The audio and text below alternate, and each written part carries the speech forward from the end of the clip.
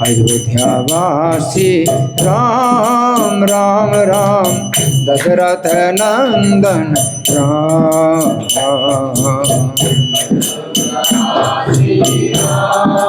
राम राम दशरथ नंदन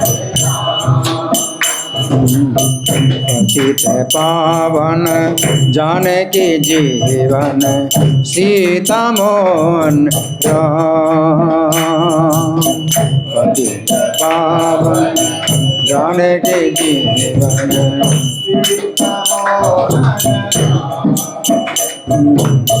पतित पावन जानकी जीवन सीता मोहन राम।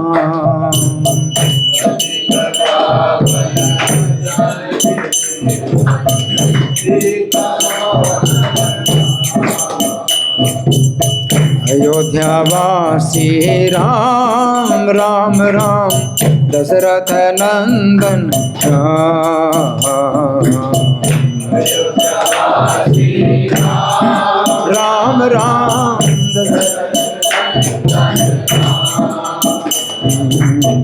अयोध्यावासी राम राम राम दशरथ नंदन राम।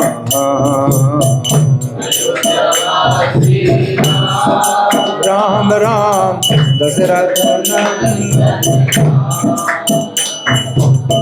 पतित पावन जानकी जीवन सीता मोहन राम।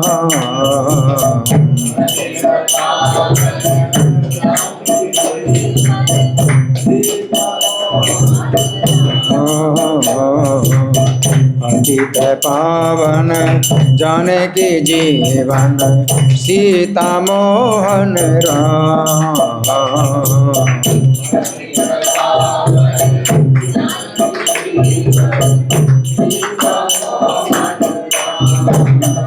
निताय गौर हरि बोल हरि बोल हरि बोल हरि बोल।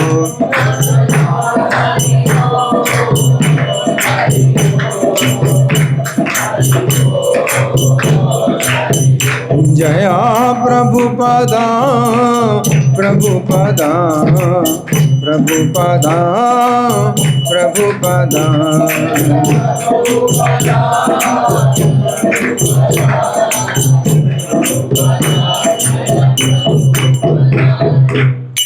जय ओम विष्णुपाद परमहंस परिव्राजकाचार्य अष्टोत्तर श्री श्रीमद् डिवाइन ग्रेस अभय चरणारविंद भक्ति वेदांत स्वामी श्रील प्रभुपाद की जय। नेत्लीला प्रविष्ट ISKCON founder Acharya saviour of the whole world Srila Prabhupada की जय।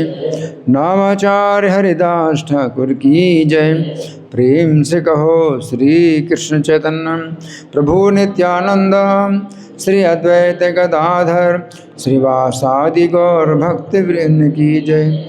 श्री श्री राधा गोविंद ललिता विशाखा गोप गोपिका श्याम कुंड राधा कुंड गिरि गोवर्धन की जय।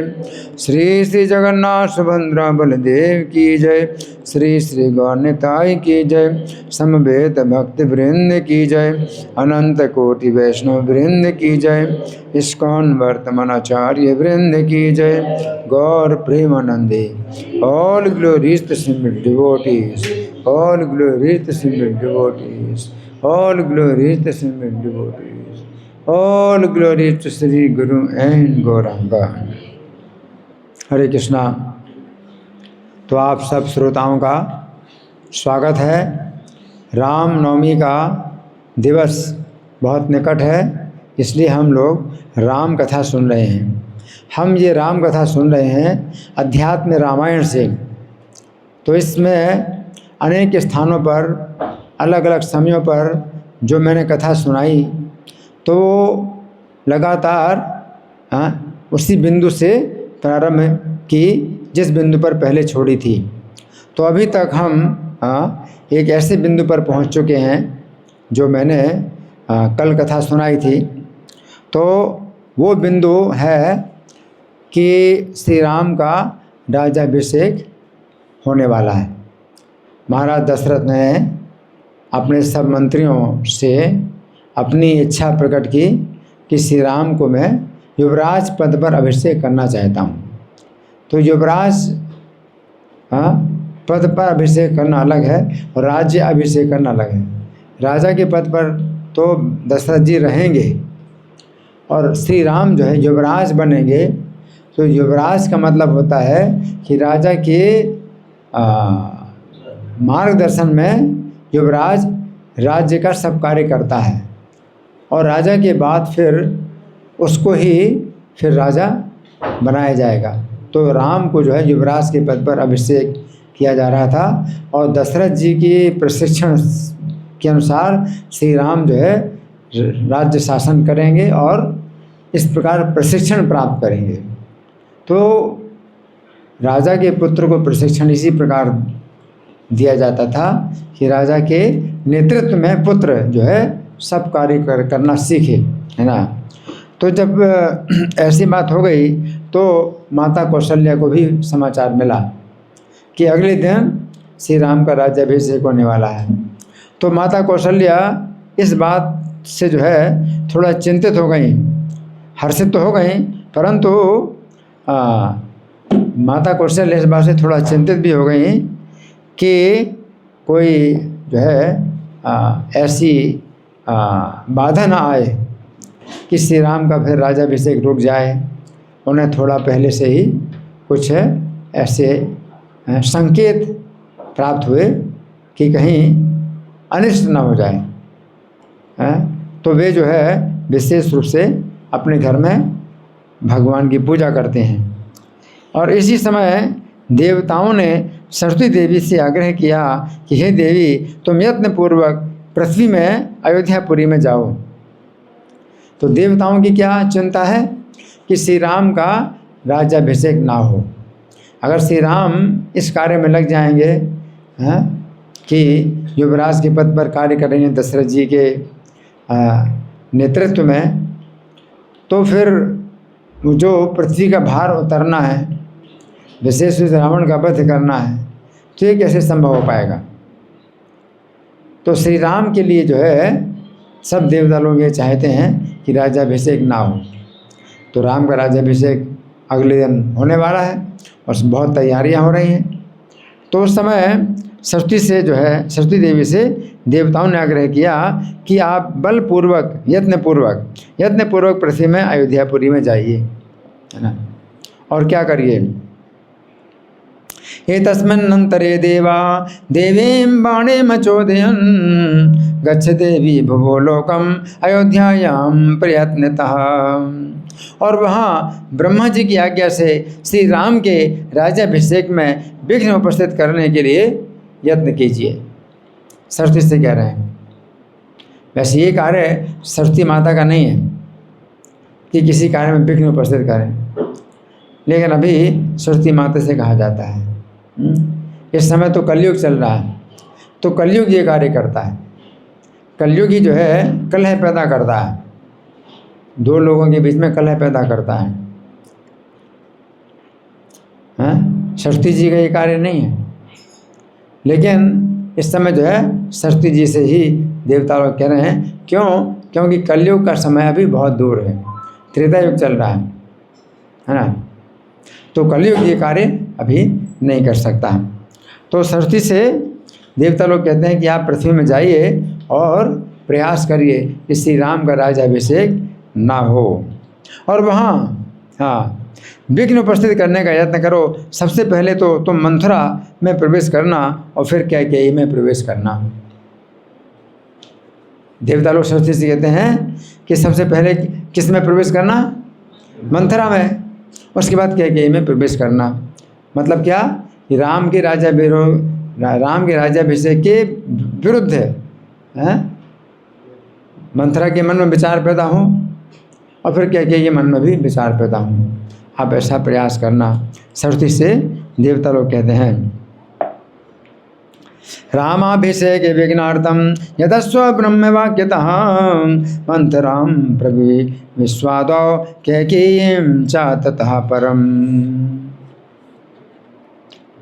इस प्रकार विघ्न उपस्थित हो जाने पर तुम फिर स्वर्गलोक को लौट आना। तो सब देवता सरस्वती से कहते हैं कि आप अभी जाइए पृथ्वी में, और विघ्न उपस्थित हो जाए तो आप फिर लौट आना स्वर्ग में। कैसा विघ्न उपस्थित हो जाए? किस कार्य में विघ्न उपस्थित हो जाए? हाँ, श्री राम का राज्याभिषेक हाँ ना हो।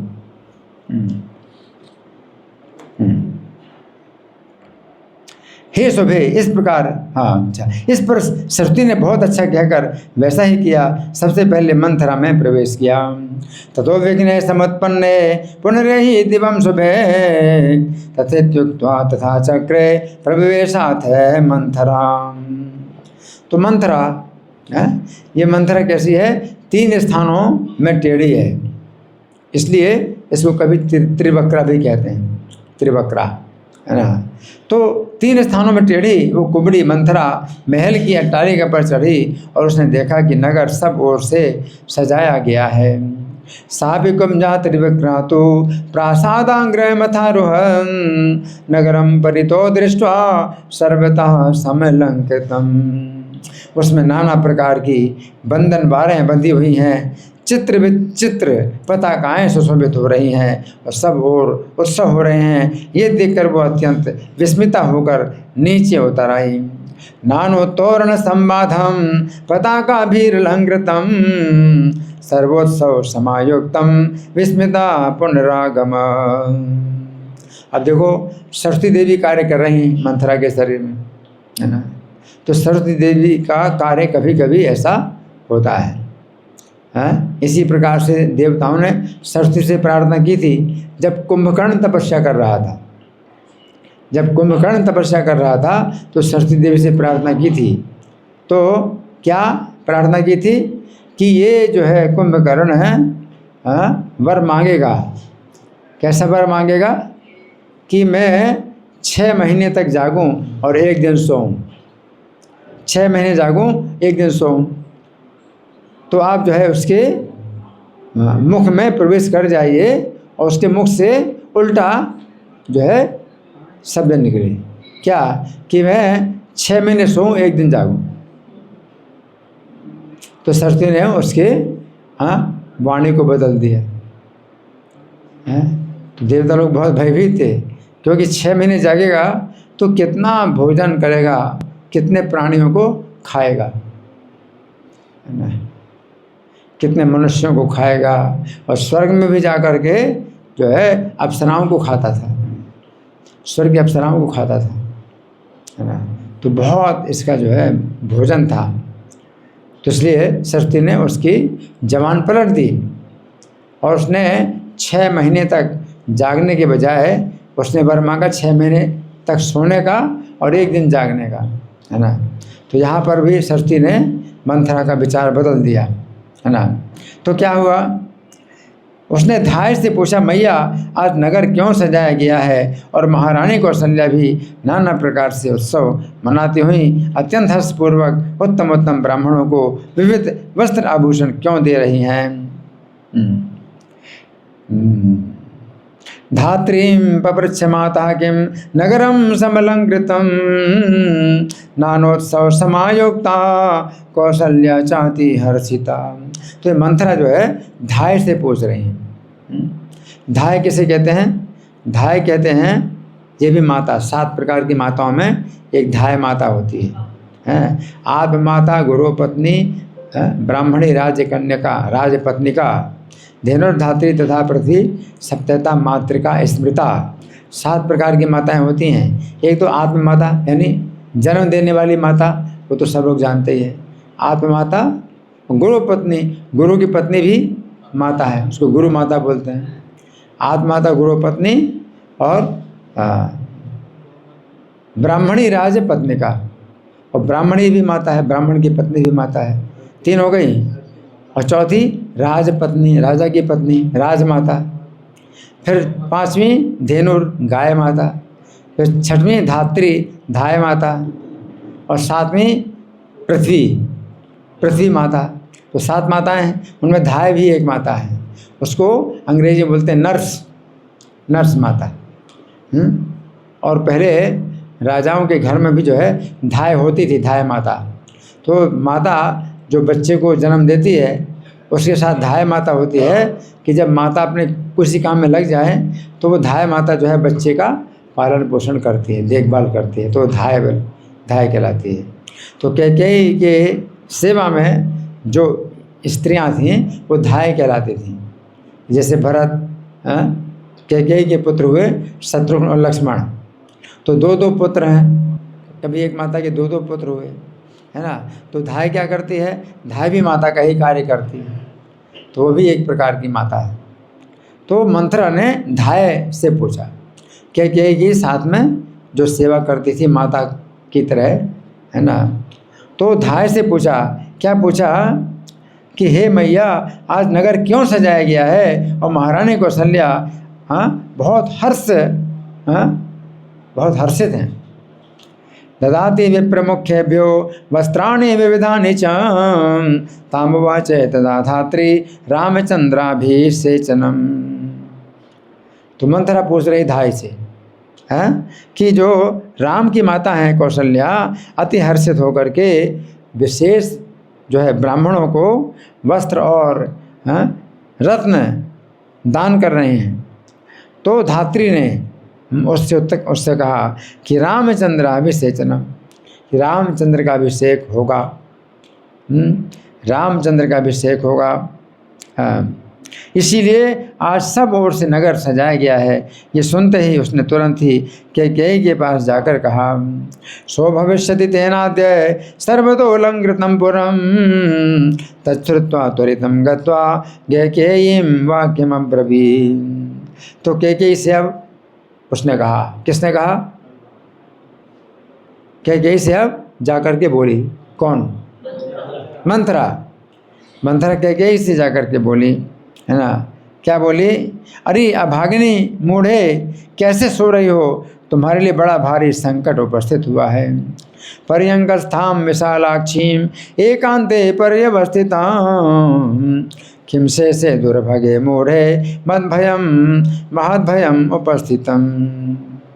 तो बहुत जल्दी वो जो है कैकेयी के पास गई मंथरा और क्या बोली, अरे अभागिनी, अरे मूढ़े, तुम क्यों सो रही हो, तुम्हारे लिए बड़ा भारी संकट उपस्थित हुआ है, महद्भयम उपस्थितम, बहुत बड़ा भय आ गया है तुम्हारे लिए, है ना।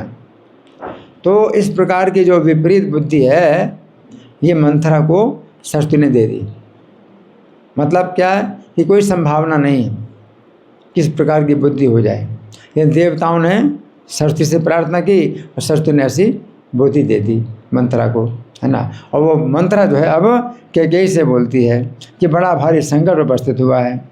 हे मतवाली चाल वाली, तुम्हें अपनी सुंदरता का बड़ा घमंड है, इसीलिए तुम्हें किसी बात का पता ही नहीं रहता। कैकेयी से कह रही है मंथरा कि तुम तो अपने सुंदरता के घमंड में ही डूबी रहती हो, तुम्हें कुछ पता ही नहीं चलता है कि कितना संकट तुम्हारे ऊपर आ रहा है। न जाने से ते सौंदर्य मानने मत गामिनी।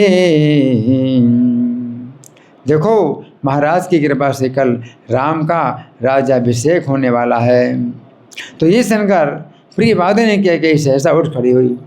कैकेयी को बड़ी खुशी हुई जब मंथरा ने जब कहा कि कल श्री राम का राज्याभिषेक होने वाला है, तो कैकेयी बहुत खुश हुई। रामस्यानुग्रहान्द्राज्ञः स्वभिषेको भविष्यति तच्छ्रुत्वा सहसोत्थाय कैकेयी प्रियवादिनी। कैकेयी प्रियवादिनी, प्रिय बोलने वाली कैकेयी क्या करती है, अति दिव्य रत्न जटित सोने का नूपुर उसने दे दिया। राम के राज्य के अभिषेक होने की बात सुनकर के उसने तुरंत ही मंथरा को सोने से रत्नों से जटित सोने का नूपुर दे दिया और कहा, अरे ये तो बड़े आनंद की बात है, इसमें तो संकट कैसे बतला रही है। कैकेयी ने कहा, इसमें संकट तू कैसे बता रही है, ये तो बहुत ही आनंद की बात है। तस्य दिव्यम ददौ स्वर्ण नूपुरम रत्न भूषितम हर्षस्थाने किमिति में कथ्यते भयमागतम।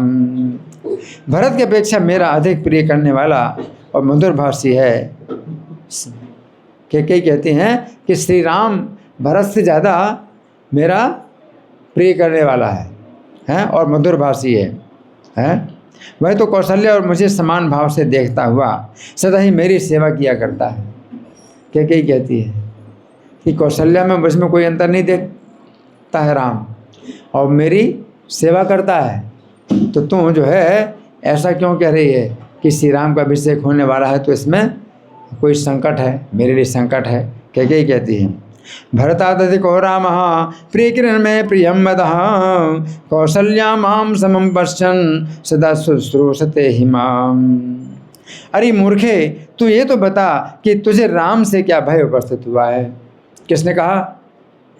क्या कही ने कहा? किससे? मंथरा से।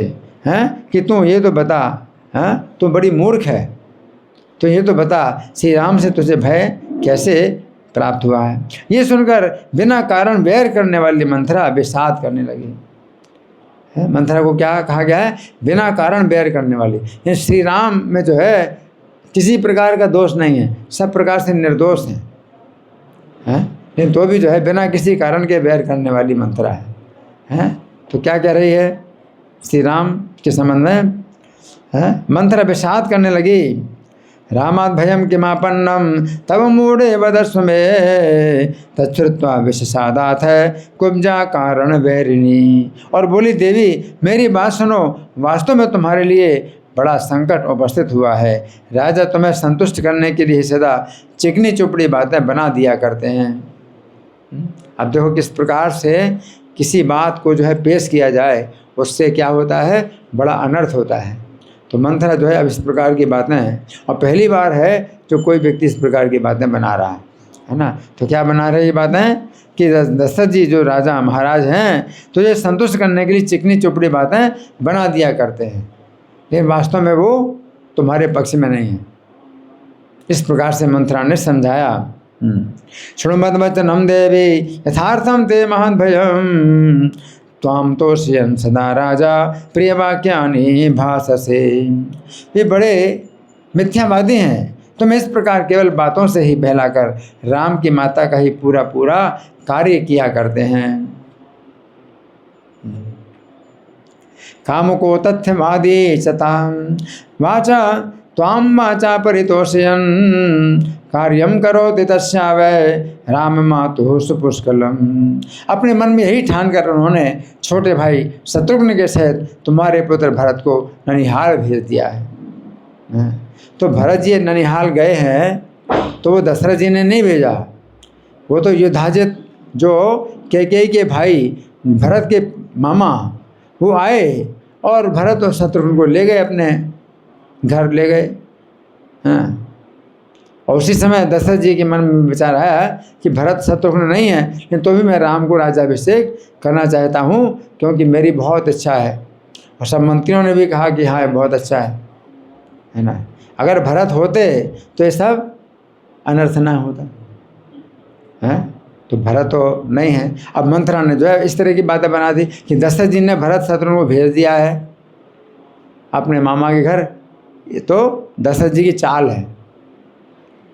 इस तरह से किसी की व्यक्ति के बारे में अगर ऐसी बातें बना दी जाएँ तो सुनने वाला जो है उसी तरह सोचने लगता है ना।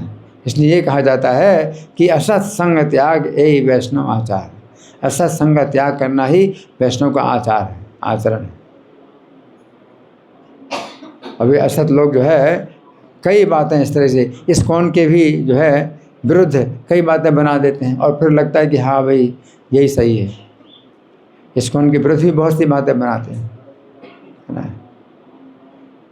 तो बहुत ज़्यादा सचेत रहना चाहिए हमें कि हम मंथरा ने जो है दशरथ जी के विरोध में इस तरह की बातें बिल्कुल बना दी, है ना। मनश्चेतन निधाय प्रेष्यामास ते सुतम भरतम मातुल कुले प्रेष्यामास सानुजम। इसमें सुमित्रा के लिए तो सब कुछ ठीक ही होगा, क्योंकि भरत के साथ में जो भाई गए हैं ननिहाल, वो कौन है? शत्रुघ्न है। तो सुमित्रा शत्रुघ्न की भी माता है और लक्ष्मण की भी माता है। तो मंथरा कह रही है कि सुमित्रा को तो कोई दिक्कत नहीं है। क्यों? कि लक्ष्मण, उनके एक पुत्र लक्ष्मण राम के साथ हैं, तो राम को राज्य मिलेगा तो 10 लक्ष्मण भी उनके साथ रहेंगे। तो तुम्हारे पुत्र लक्ष्मण है तो सुमित्रा को तो कोई भय नहीं, उनके पुत्र को तो सब मिलेगा। और भरत को जो है नहीं मिलेगा राज्य, और राम के दास बनेंगे, है ना। तो सुमित्रा का इसमें कोई नुकसान नहीं, क्योंकि एक पुत्र लक्ष्मण तो राम के साथ रहेंगे, सुमित्रा के 2 पुत्र हैं। तो इस तरह से वो मंथरा जो है कैकेयी को समझा रही है। किंतु भरत को तो या तो राम का दास होकर रहना पड़ेगा, या उन्हें शीघ्र ही नगर से निकाल दिया जाएगा, अथवा उनका प्राण घात किया जाएगा। 3 बातें बता रही है भरत जी के बारे में, है ना। तो पहली बात क्या बता रही है मंथरा? अगर राम का राज्याभिषेक होगा तो भरत को क्या बनना पड़ेगा? राम का दास बनना पड़ेगा, है ना।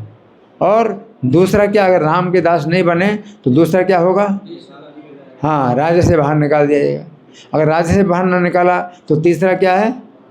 उनको मार दिया जाएगा, उनकी हत्या कर दी जाएगी।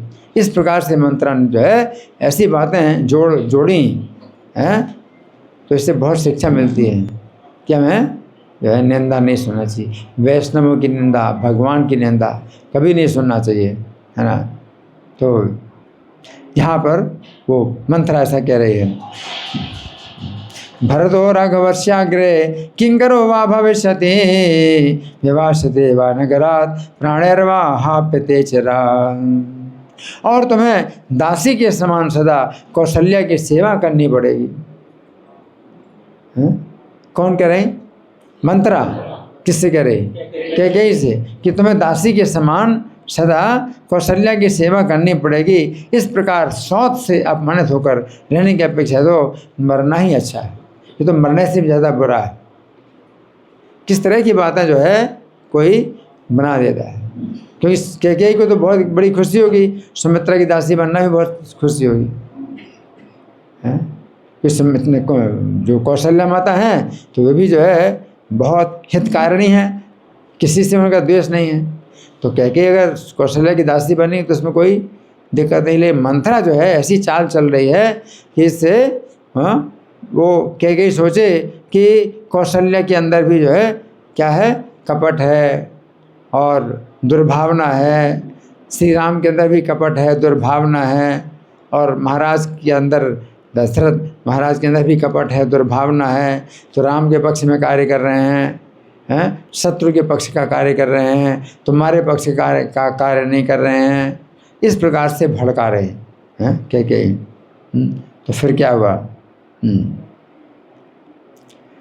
इसलिए अब तुम शीघ्र ही भरत के राज्याभिषेक और राम के 14 वर्ष तक वनवास के लिए प्रयत्न करो। तुम तो दासी वे कौशल्याम नित्यम परिचर्यसि ततोपि मरणम श्रेयो यत् सपत्न्या पराभव। वो कह रहे मंथरा कि ये तो मरने से भी ज़्यादा बुरा है। क्या है? कि इस जीवन में सौत की सेवा की जाए। तो सौतिया डाह होता है ना, सौतिया डाह, तो सौतिया डाह पैदा कर रही है कैकेयी के मन में। तो तुम क्या करो? शीघ्र ही भरत के राज्याभिषेक और राम के 14 वर्ष के वनवास के लिए प्रयत्न करो। अतः शीघ्रम यदस्वाद्य भरतस्याभिषेचने रामस्य वनवासार्थम वर्षाणि नवपंच च। तो तुम प्रयास करो और जल्दी प्रयास करो। शीघ्रम यतस्व, जल्दी प्रयास करो। क्या? रामस्य वनवासार्थम, राम का वनवास कराने के लिए प्रयास करो। और दूसरा नहीं, राम का वनवास कितने समय के लिए? 9 वर्ष पंचचा, वर्षाणि 9 पंचचा। वर्षाणि 9 का मतलब 9 और पंचचा और 5, 9 और 5 कितना हुआ? 14, तो 14 को ही बोलते हैं नव पंचचा, 9 और 5 साल, है ना। तो राम के लिए इस प्रकार से प्रयास करो। और हे रानी, ऐसा होने पर तुम्हारे पुत्र भरत निष्कंटक राज्य पद पर आरूढ़ हो जाएंगे। इसके लिए मैंने जो पहले से ही सोच रखा है वो उपाय तुम्हें बताती हूँ। ततो रूढ़ो भये पुत्र तव राज्ञे भविष्यति, उपायम ते प्रवक्ष्यामि पूर्वमेव सुनिश्चितम। तो मंथरा क्या कह रही है कि उस समय जो है तुम भय से मुक्त हो जाओगी, हैं? तुम्हारे पुत्र भरत जो है निष्कंटक राज्य पद पा लेंगे, तो फिर तुम इस भय से दूर हो जाओ, मुक्त हो जाओगी, है ना। तो यहाँ पर मंथरा जो है ये बता रही है कि भरत का राज्यपद, भरत का राज्याभिषेक के लिए प्रयास करो और राम को 14 साल का वनवास।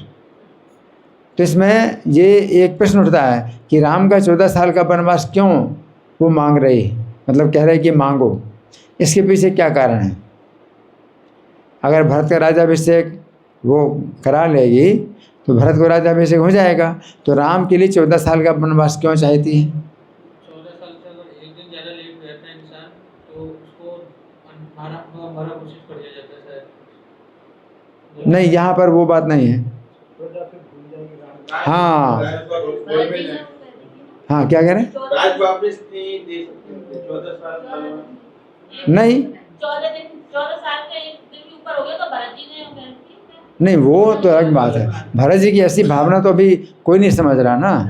और मंथ हाँ, तो यहाँ पर भाव ये है कि राम को 14 साल का वनवास हो जाएगा और भरत को राज्य मिल जाएगा, तो भरत जो है अपने शासन की जो है स्थिति खूब मजबूत कर लेंगे अपना। और जब श्री राम आएंगे 14 साल वनवास के बाद तो दुर्बल भी हो जाएंगे, उनका मनोबल भी टूट जाएगा और प्रजा भी उनके पक्ष में नहीं रहेगी, और फिर वो जो है अपना राज्य शासन नहीं ले पाएंगे, है ना। लेकिन ये तो मूर्खता की बातें हैं कि श्री राम के जो है पास संपूर्ण शक्तियाँ हैं, है ना, तो वे कुछ भी कर सकते हैं, उनके लिए कुछ भी अंतर नहीं। लेकिन फिर भी श्री राम तो वैसे भी कुछ नहीं करने वाले हैं, भरत के प्रति इतने वो स्नेहिल हैं, है ना। तो वो मंथरा जो है जितनी बातें बोल रही हैं कब कोई आधार ही नहीं, किसी प्रकार का आधार नहीं है। मंथरा क्या कैसे ऐसा बोल रही है ना। अब कहती है कि तुम जो है जो ये 2 कार्य तुमको करना है, तो इन 2 कार्यों को करने के लिए मैं उपाय बताती हूँ कि तुम उपाय करो, किस उपाय से तुम ये कार्य कर सकती हो। तो मंथरा कहती है कि मैं बताती हूँ तुम्हें। पूर्व काल में देवासुर संग्राम के समय स्वयं इंद्र ने धनुर्धर महाराजा दशरथ से सहायता के लिए प्रार्थना की थी। क्या, जब देवताओं का असुरों के साथ संग्राम हुआ पहले, तो स्वर्ग में ये युद्ध चल रहा था, पृथ्वी में युद्ध नहीं चल रहा था, स्वर्ग में युद्ध चल रहा था। तो इंद्र ने आपके पति महाराज दशरथ से प्रार्थना की थी कि आप हमारी सहायता के लिए स्वर्ग आइए। तो दशरथ जी जो है देवताओं की सहायता के लिए पृथ्वी से स्वर्ग गए थे। कितनी बड़ी बात है, ऐसे स्वर्ग कोई नहीं जा सकता। अगर स्वर्ग जाने के लिए आप जो है अच्छे कर्म करते हैं तो यही होगा कि जब शरीर छूटेगा तो आप स्वर्ग जाएंगे। स्वर्ग जाने के लिए अलग शरीर चाहिए। लेकिन अगर देवता लोग चाहें आपको बुलाना स्वर्ग में किसी कारण से, तो आपको जो है वो बुला सकते हैं और आप इसी शरीर से स्वर्ग जा सकते हैं। तो देवताओं को आवश्यकता थी, महाराज दशरथ की सहायता की आवश्यकता थी। असुरों की शक्ति बढ़ रही थी और युद्ध चल रहा था देवताओं का असुरों के साथ में। तो इंद्र ने जो है प्रार्थना की कि महाराज आप आइए हमारी सहायता की। तो दशरथ जी जो है पृथ्वी से कहाँ गए, स्वर्ग गए, है ना। तो मंथरा बताती है कि उस समय जो है तुम्हारे पति जो है दशरथ गए थे। पुरादेवासुरे युद्धे राजा दशरथा स्वयं इंद्रेण याचितो धन्वी सहायार्थम महारथः। हे सुमुखी, उस समय सेना के सहित वे तुम्हें साथ लेकर गए थे। कैकेयी को साथ लेकर गए थे दशरथ जी, सेना को साथ ले गए थे और कैकेयी को भी साथ लेकर के गए थे, तुम्हें साथ लेकर गए थे। जिस समय धनुर्धर महाराज दशरथ राक्षसों से युद्ध करने में निमग्न थे, उस समय उनके बिना जाने रथ की धुरी की कील टूट कर गिर गई। तब अत्यंत धैर्यपूर्वक तुमने अपना हाथ उस कील के छिद्र में लगा दिया। बहुत मोटी मोटी कील थी, वो गिर गई तो रथ तो फिर जो टूटने वाला था, तो तुमने अपना हाथ उसमें लगा दिया है, उस छिद्र में तुमने अपना हाथ लगा दिया। जगा में सेनया सार्धम त्वया सह शुभानने युद्धम प्रकुर्वतस्तस्य राक्षसः सह धन्विनः तदाक्ष कीलो निपतन् छिन्नस्तस्य न भेदसः त्वं तु हस्तं समावेश्य कीलरन्ध्रेति धैर्यतः। तो हे देवी, पति की प्राण रक्षा के लिए तुम बहुत देर तक इसी स्थिति में रही। तब समस्त दैत्यों को मार चुकने पर महाराज दशरथ ने तुम्हें देखा। स्थितवत्यसिता पांगी पति प्राणे परीप्सयां ततो हत्वा सुरान सर्वान ददर्शे त्वाम अरिंदमः। तुम्हें ऐसी स्थिति में देखकर उन्हें अति आश्चर्य हुआ। अति सरलता से, अति प्रसन्नता से तुम्हें गले लगा कर वे बोले, मैं तुम्हें वर देना चाहता हूँ, तुम्हें जो इच्छा हो सो मांग लो। बाद में दशरथ जी को जब पता चला कि उनको विजय जो प्राप्त हुई है वो कैकेयी के कारण, कैकेयी ने अपना हाथ डाल दिया जहाँ कीली गिर गई थी, वो छिद्र बना था रथ का, तो दशरथ जी ने क्या कहा, 2 वर मांग लो, तुम्हें मैं वर देना चाहता हूँ। आश्चर्यं परमं लेभे तामालंग्य मुदान्वितः वृणीषु यत्ते मनसि वांछितं वरदोऽस्म्यहम्। उस समय, इस समय तुम 2 वर मांग सकती हो। राजा के इस प्रकार कहने पर तुमने कहा, राजन यदि आप प्रसन्नतापूर्वक मुझे 2 वर देना चाहते हैं तो हाँ आगे वरद्वयं वृणीष्व त्वं एवं राजा वदत् स्वयं त्वयोक्तो वरदो राजन यदि दत्तं वयद्वयम्। तो तुमने कहा था यदि आप मुझे 2 वर देना चाहते हैं तो मेरी ये धरोहर बहुत समय तक आप रखिए, जिस समय इसका अवसर आए तो उस समय आप ये दोनों वर मुझे दे दीजिएगा। तो ये तिष्ठतु चिरं न्यासभूतं ममानघ यदा मे वसरो भूयात् तदा देहि वरे द्वयम्। तब राजा ने बहुत अच्छा कहकर तुमसे कहा, हे सुब्रते अब घर चलो। तो हे देवी, ये संपूर्ण वृत्तांत पहले तुम्ही से मैंने सुना था, मंत्र कहती तुम्ही ने मुझे बताया था, और अब मैं तुमको उपाय बताती हूँ कि वो जो वरदान तुम्हारे सुरक्षित हैं, तुमने नहीं मांगे, आप तुम 2 वर मांग लो। तो पहले वर में क्या मांगो, नहीं, भरत को राजा बनो, और दूसरे वर में श्री राम को 14 वर्ष का वनवास तुम मांग लो।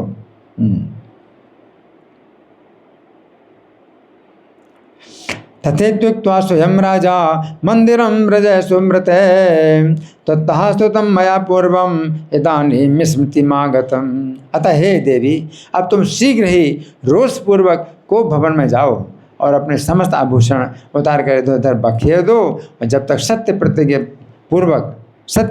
पूर्वक राजा तुम्हारा अभीष्ट कार्य करने को तत्पर ना हो, तब तक चुपचाप पृथ्वी पर पड़ी रहो।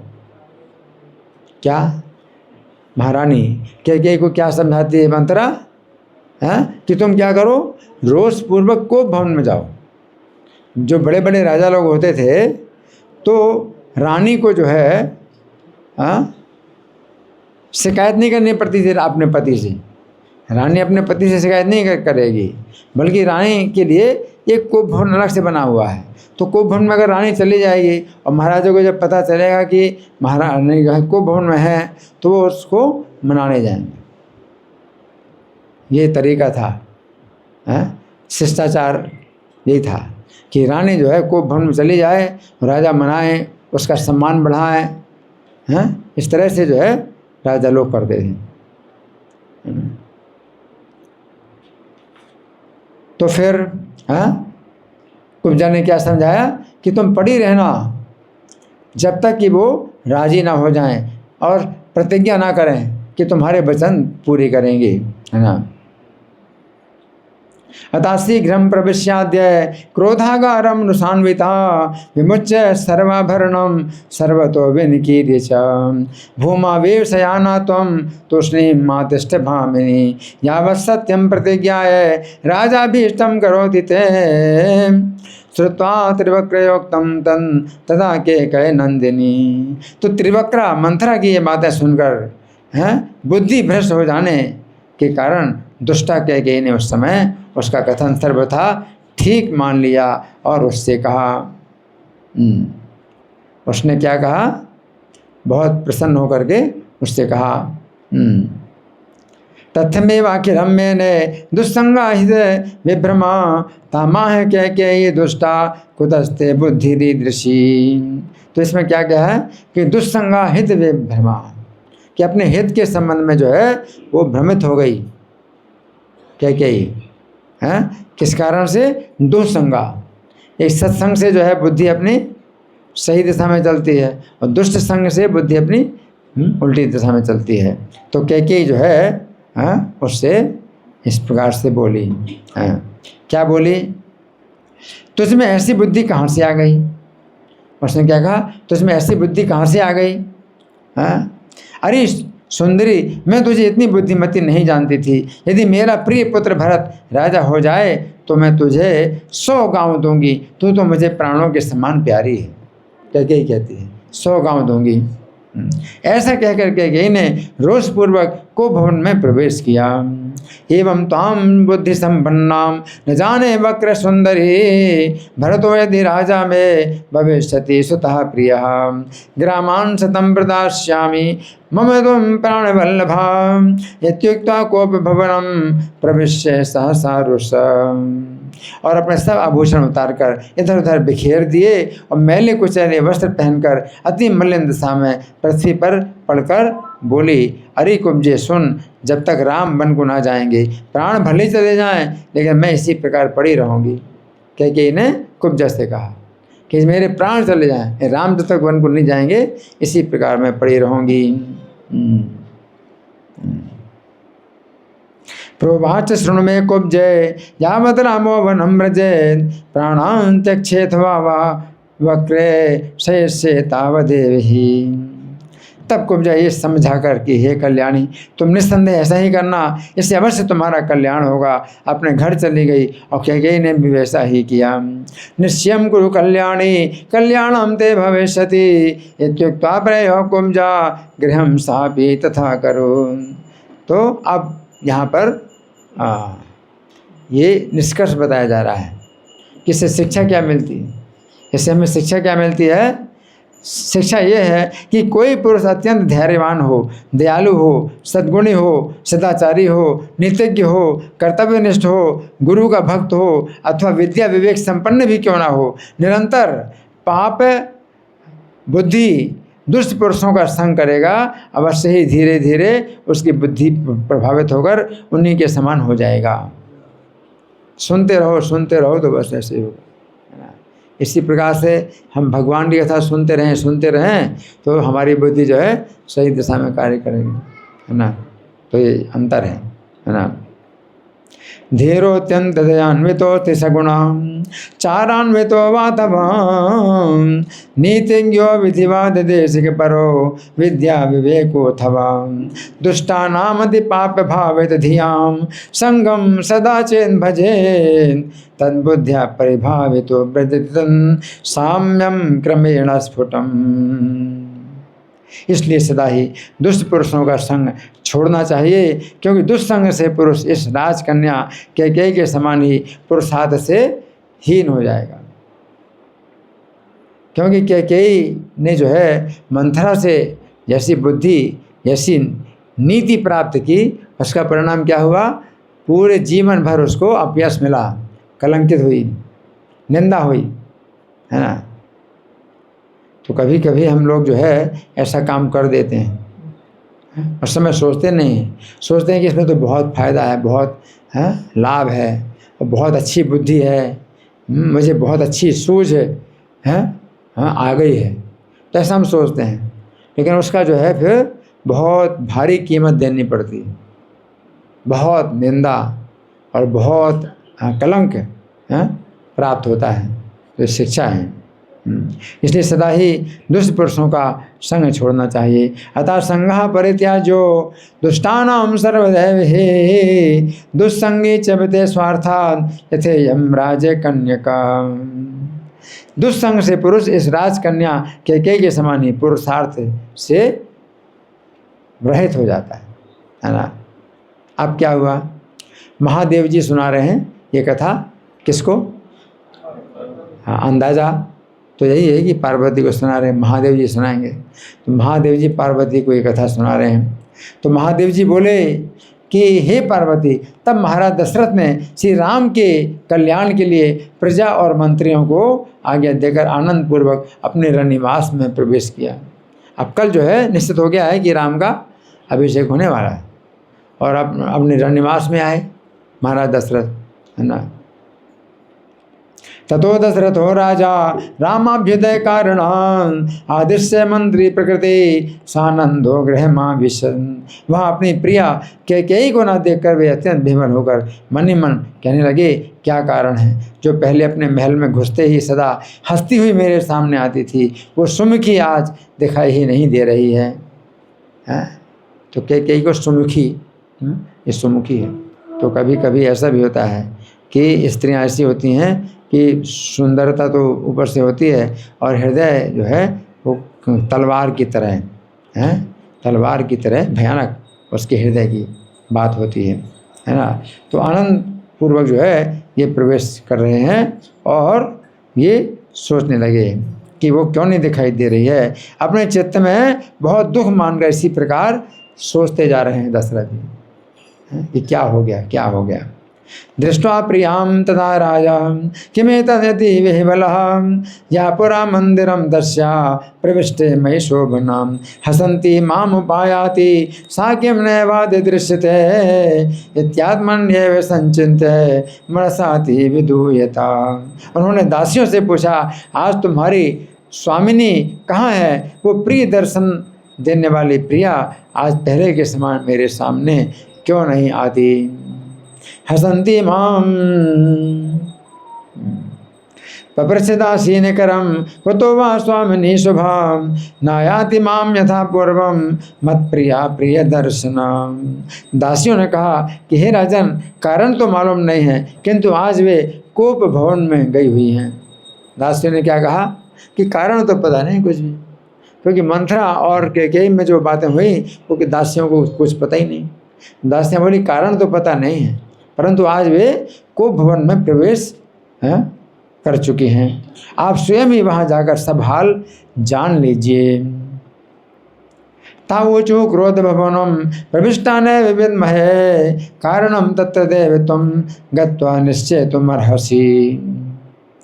तो दासियों के इस प्रकार कहने पर राजा भयभीत होकर उसके पास गए। अब भय पैदा हो गया, महाराज दशरथ को भय पैदा हो गया और भयभीत होकर उसके पास गए। और वहाँ बैठकर उसके शरीर पर धीरे धीरे हाथ फेरते हुए बोले, इत्युक्तो भय संत्रस्तो राजा तस्या समीपे कहा उपविश्य सनैर्देहं स्पृशन वह पाणी नाम ब्रवीण। अरे देवी, आज पलंग छोड़कर इस प्रकार पृथ्वी पर क्यों पड़ी हो? तुम हमसे कुछ बोलती नहीं हो, इससे हमें बड़ा खेद हो रहा है। किमसे से वसुधा पृष्ठे पर्यंकादीन विहाय चाम माम तुम खेद से भीरु यतो माम नावभास से। समस्त आभूषण छोड़कर तुम मलिन वस्त्र पहने हुए पृथ्वी पर क्यों पड़ी हो? तुम्हारी जो इच्छा हो सो कहो, मैं सब पूरी करूँगा। महाराज दशरथ कह रहे हैं तुम्हारी जो इच्छा हो सो कहो, क्योंकि ये खुशी का अवसर है, तो वो काम भी मैं करूँगा जो कभी नहीं किया, क्योंकि बहुत खुशी हो रही श्री राम के अभिषेक के लिए। उन्हें पता नहीं था कि ये जो है इतना कठोर वचन बोलेंगे, और कितना जीवन इनका बीत गया रानी के साथ। रानी कैकेयी ने कभी ऐसी बात बोली नहीं, सोची भी नहीं, तो इस कारण से जो है विश्वास पैदा हो जाता है। इतना विश्वास हो गया कि कैकेयी ने जो है अपने प्राणों को भी संकट में डाला, अपने पति के प्राणों की रक्षा के लिए अपने प्राणों को संकट में डाला, रथ के छेद में जो है हाथ डाल दिए, है ना। तो वो अब इतनी उल्टी हो सकती, कौन सोच सकता है। ऐसा नहीं कि भाई हम कहें अरे दशरथ जी ने गलती की, ऐसी गलती नहीं करना चाहिए।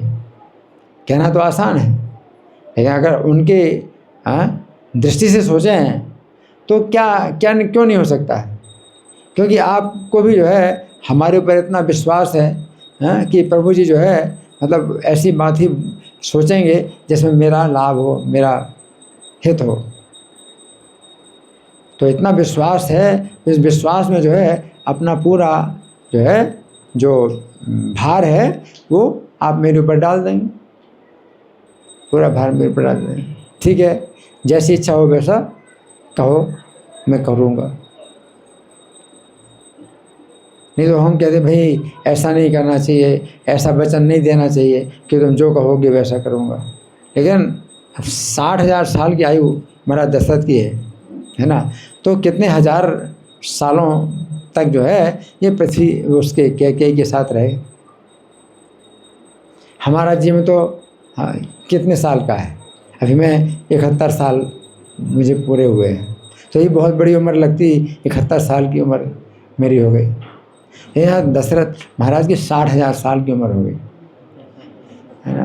तो हजारों साल तक जो है ये जब उसके साथ रहे, कैकेयी के साथ रहे, तो उसका अंदर बाहर सब कुछ देख लिया कि भाई इसमें तो ऐसी कोई बात है नहीं कि मैं इस पर विश्वास करूं तो विश्वासघात करेगी। तो विश्वासपूर्वक कहा है कि मेरे सुख में तुम्हारा सुख है और मेरे दुख में तुम्हारा दुख है, तो तुम जो कुछ भी कहोगी वो मेरे सुख के ही लिए होगा। इतना विश्वास क्यों नहीं करे, कौन नहीं करेगा, है ना। तो यहाँ महाराज दशरथ ऐसा बोल रहे हैं, है ना। अलंकारम परित्यज्य भूमो मलिन वाससा किमर्थम ब्रूहि सकलम विधास्ये तव वांछितम। तुम्हारा अनिष्ट करने वाला कौन है। अब दशरथ जी को पता नहीं, कहते हैं किसी ने तुम्हारा अनिष्ट किया है, बताओ तुम्हारा अनिष्ट करने वाला कौन है। हाँ, वो स्त्री हो या पुरुष अवश्य मेरे दंड का पात्र होगा, अवश्य मैं उसको दंड दूँ, चाहे स्त्री हो चाहे पुरुष हो, जरूर दंड दूंगा। बताओ किसी ने तुम्हारा अनिष्ट किया है क्या। और यही नहीं, उसका वध भी किया जा सकता है, अगर वध हो सकता है तो वध भी करा दूंगा। वैसे स्त्री का वध नहीं हमेशा किया जाता, या ब्राह्मण, स्त्री, ब्राह्मण, बालक, गाय और ब्राह्मण, स्त्री और वृद्ध और ब्राह्मण और बालक और गाय, पांच लोगों का वध नहीं किया जाता। लेकिन किसी कारण अगर कोई कारण बन जाए तो वध किया भी जाता है।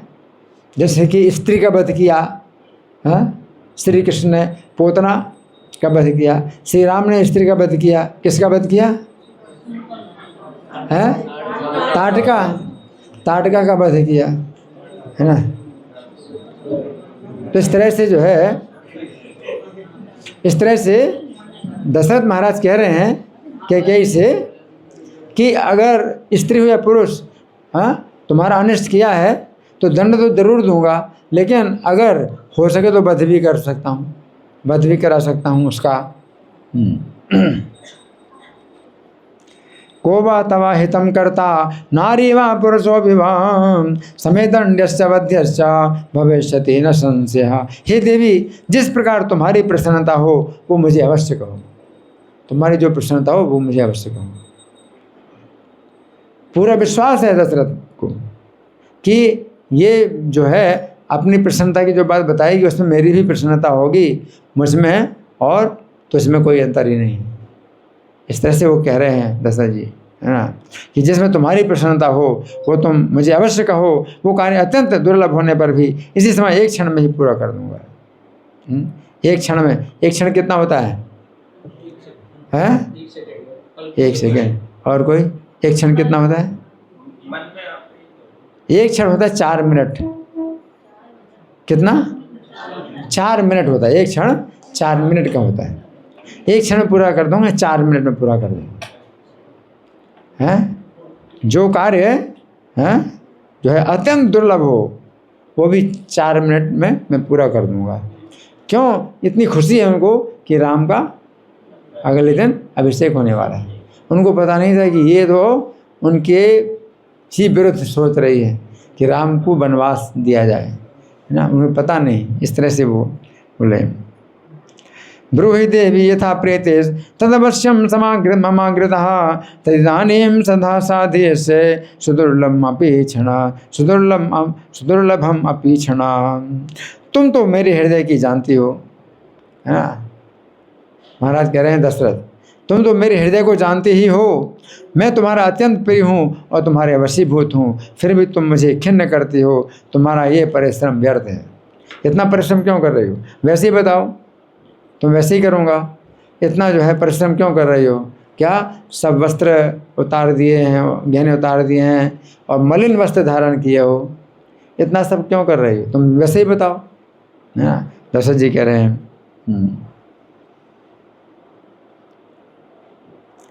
जानासि त्वं मम स्वान्तं प्रियं मां स्ववशे स्थितं तथापि मां खेदयसे वृथा तव परिश्रमः। बताओ तुम्हारा प्रिय करने वाले किस कंगाल को मैं धनी कर दूं? अगर किसी पर तुम प्रसन्न हो तो बता दो, मैं उसको धनी बना, कंगाल को भी धनी बना दूंगा। और तुम्हारे अप्रिय करने वाले किस धनपति को एक ही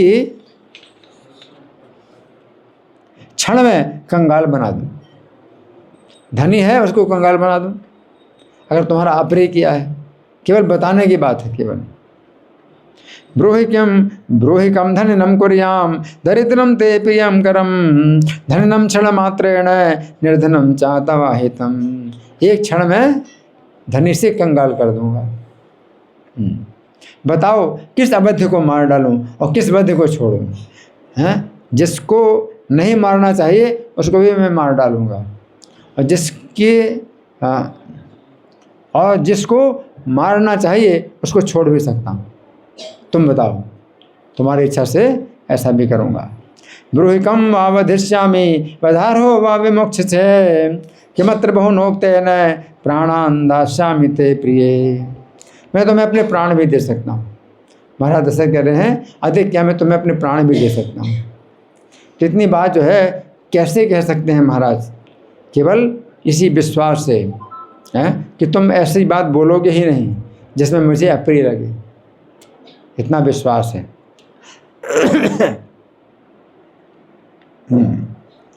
कमल नयन राम मुझे प्राणों से भी अधिक प्रिय है। कमल नयन राम मुझे प्राणों से भी अधिक प्रिय हैं।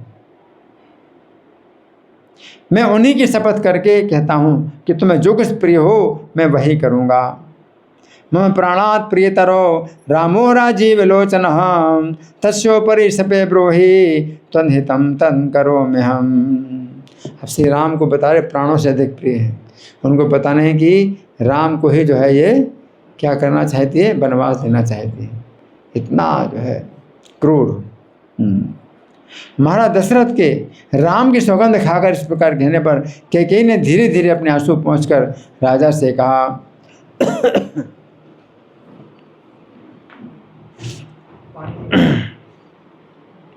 पानी पी लो।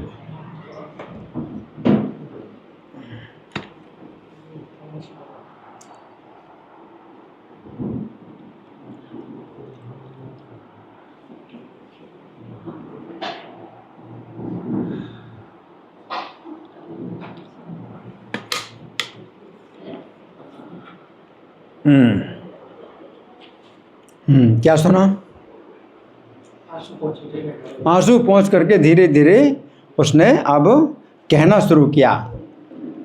इति ब्रुवाणम राजानम शपंतम राघवोपरि शनैर्विमृज्य नेत्रेषा राजानम प्रत्यभासत। राजन, यदि आप सत्य प्रतिज्ञ हैं और शपथ भी करते हैं तो शीघ्र ही मैं जो कुछ मांगूं उसे सफल कीजिए। यदि सत्य प्रतिज्ञोषि शपथम कुरुषे यदि याच्याम में सफलाम कर्तुम शीघ्रमेव त्वमर्हसि। पूर्व काल में देवासुर संग्राम में मैंने आपकी रक्षा की थी। उस समय प्रसन्नचित्त होकर आपने मुझे 2 वर देने को कहा था। पूर्वं देवासुरे योद्धे मया त्वं परिरक्षितः तदा वरद्वयं दत्तं त्वया मे तुष्ट चेतसा। हे देव, मैंने वे दोनों वर आपके पास धरोहर के रूप में रख दिए थे।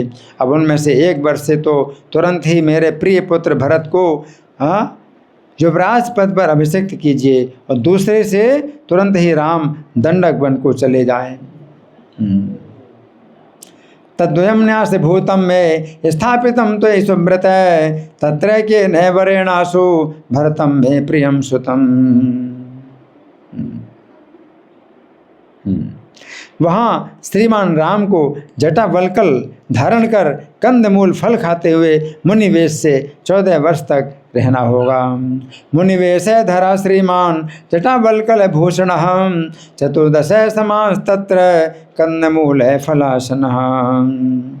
उसके पश्चात अपनी इच्छा से चाहे वे अयोध्या में लौट आवें अथवा वन में ही रहें, किंतु श्री राम कल सवेरे ही अवश्य वन को चले जाएं। पुनरायातु तस्यांते वने वा तिष्ठतु स्वयं प्रभाते गच्छतु वनम रामो राजीव लोचनः। क्या कहती है? 14 साल के बाद अगर वो आना चाहें तो वापस भी आ सकते हैं, और चाहे वन में रहना चाहें तो वन में रहें, लेकिन 14 साल के लिए उनको जाना है, कल ही उनको निकल जाना है, कल ही निकालो उनको। यदि इसमें कुछ देरी होगी तो आपके सामने ही मैं अपने प्राण छोड़ दूंगी। तो आपके सामने ही मैं अपने प्राण छोड़ दूंगी। आप अपनी प्रतिज्ञा सत्य कीजिए और मेरा प्रिय कार्य बस यही है। यदि किंचन विलंबेत प्राणान् त्यक्षेतवाग्रतः भव सत्य प्रतिज्ञस्तुम एतदेव मम प्रियम। तो इससे यही पता चलता है कि स्त्रियां जो है बड़ी जल्दी कई बार क्या होती हैं कि वे किसी की बातों में आ जाती हैं, है ना। देखो कितना इसने जो है कठोर रूप धारण कर लिया कैकेयी ने, है ना। तो एक बहुत साल पहले मैंने समाचार पत्र में पढ़ा था कि एक व्यक्ति था जिसका नाम था अशोक। तो उसके घर में जो पत्नी थी तो एक साधु के वेश में आया था, उनके घर में ठहरा हुआ था, और उस साधु ने उसकी पत्नी से कहा कि देखो मैं राम हूँ, तुम सीता हो, और तुम्हारा पति रावण है, ऐसा कहा, और तुम जो है इसका वध कर दो। तो अपनी पत्नी ने उस साधु की बातों में आकर के अपने पति की हत्या कर दी। तो कई बार जो है मतलब ऐसा होता है ना। स्त्रियों की रक्षा की बहुत आवश्यकता है, स्त्रियों की सुरक्षा की बहुत आवश्यकता है। किसी की बातों में आकर के कुछ भी जो है वो अपने हित और अहित को ना जान करके कार्य कर सकते हैं ना। तो बहुत आवश्यकता है। यहाँ पर ये बताया गया है कि बस उसने कहा कैकेयी के ऐसे रोमांचकारी कठोर वचन सुनकर महाराज दशरथ पर्वत के समान गिरे, जैसे वज्र लगा। पर्वत के ऊपर वज्र अगर छोड़ा जाए तो पर्वत गिर जाता है।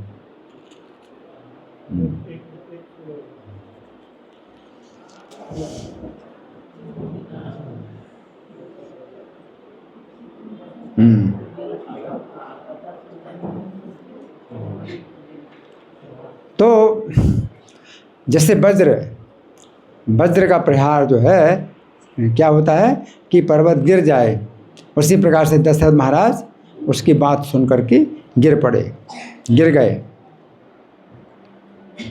श्रुत्वैतं दारुणं वाक्यं कैकेय्या रोमहर्षणं निपात महीपालो वज्राहत एवाचलः।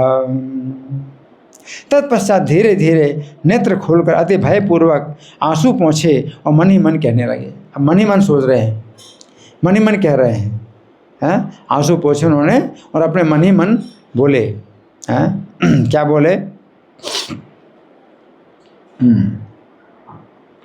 मैंने ये कोई बुरा सपना देखा है या मेरे चित्त को भ्रम हो गया है। अब विश्वास नहीं हो रहा है। वो सोचते हैं कोई मैंने बुरा सपना देखा क्या, या मेरे चित्त में भ्रम हो गया है क्या, उन्हें विश्वास नहीं हो रहा है। सनोर्मील्य नयने विमृज्य परया भिया दुस्वप्नो वा मया दृष्टो यथवा चित्त विभ्रम। इसी समय अपने सामने सिंगिनी के समान बैठी हुई कैकेयी को देख करके कहने लगे, वो शेरनी की तरह बैठी है। शेरनी क्या होती है? खून पीती है, आज जो है वो रानी नहीं है, वो शेरनी की तरह बैठी है उनके सामने, खून पीने वाली, है ना। तो उसको देख करके कहने लगे, हे भद्रे, मेरे प्राणों को हरने वाले तुम ये क्या वचन बोल रही हो? तुम ऐसी बातें बोल रहे हो, है ना। इत्यालोक्य पुरा पत्नी व्याघ्रे में पुरा स्थिताम किमिदम भाससे भद्र मम प्राण है हरम बचः। कमल नयन राम ने तुम्हारा क्या अपराध किया है? कमल नयन राम ने तुम्हारा क्या अपराध किया है? तुम तो दिन रात मेरे सामने श्री राम के गुण गाया करती थी, श्री राम के गुण दिन रात गाया करती थी।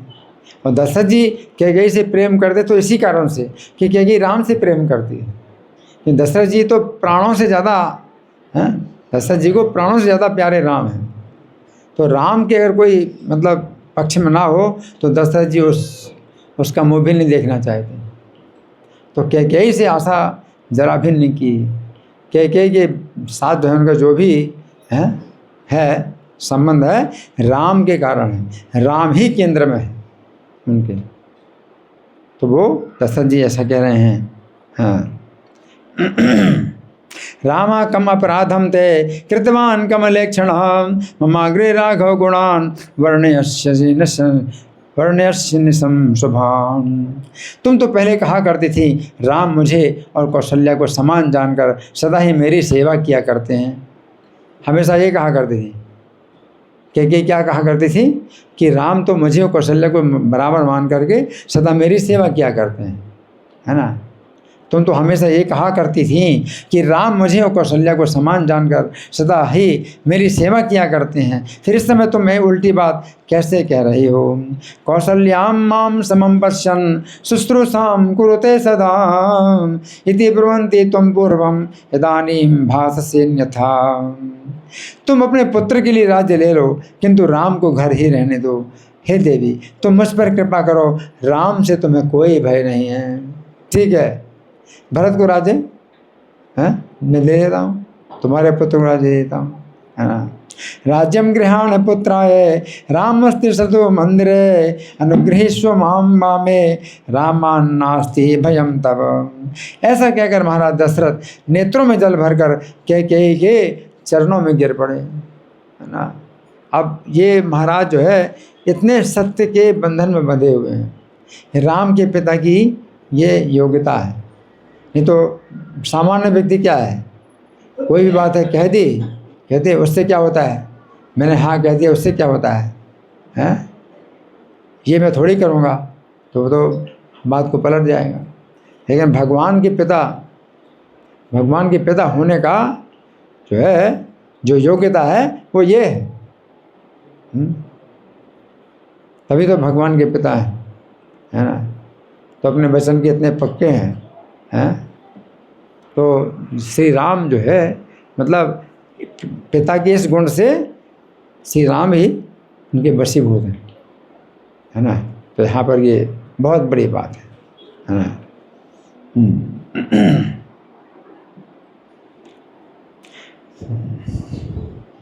ऐसा कहकर तो कैकेयी चरणों में गिर पड़े। तब उस कैकेयी ने आंखें लाल करके कहा, अब कैकेयी ने निश्चित कर ही लिया था कि चाहे मेरे प्राण निकल जाएं, लेकिन मैं तो ऐसे ही पड़ी रहूँगी और किसी तरह से नहीं मानूंगी, है ना। तो अब पति भी जो है क्या कर रहे हैं, या तो मैं मरूंगी या कोई भी मर जाए, दशरथ भी मर जाए, मुझे ये काम करना है, बस ये उसने ऐसी जिद कर ली, पहले से सोच लिया कि चाहे मुझे मरना पड़े और चाहे मेरे पति को मरना पड़े, लेकिन मुझे अपनी मांग पूरी करानी है। इस प्रकार से उसने किया।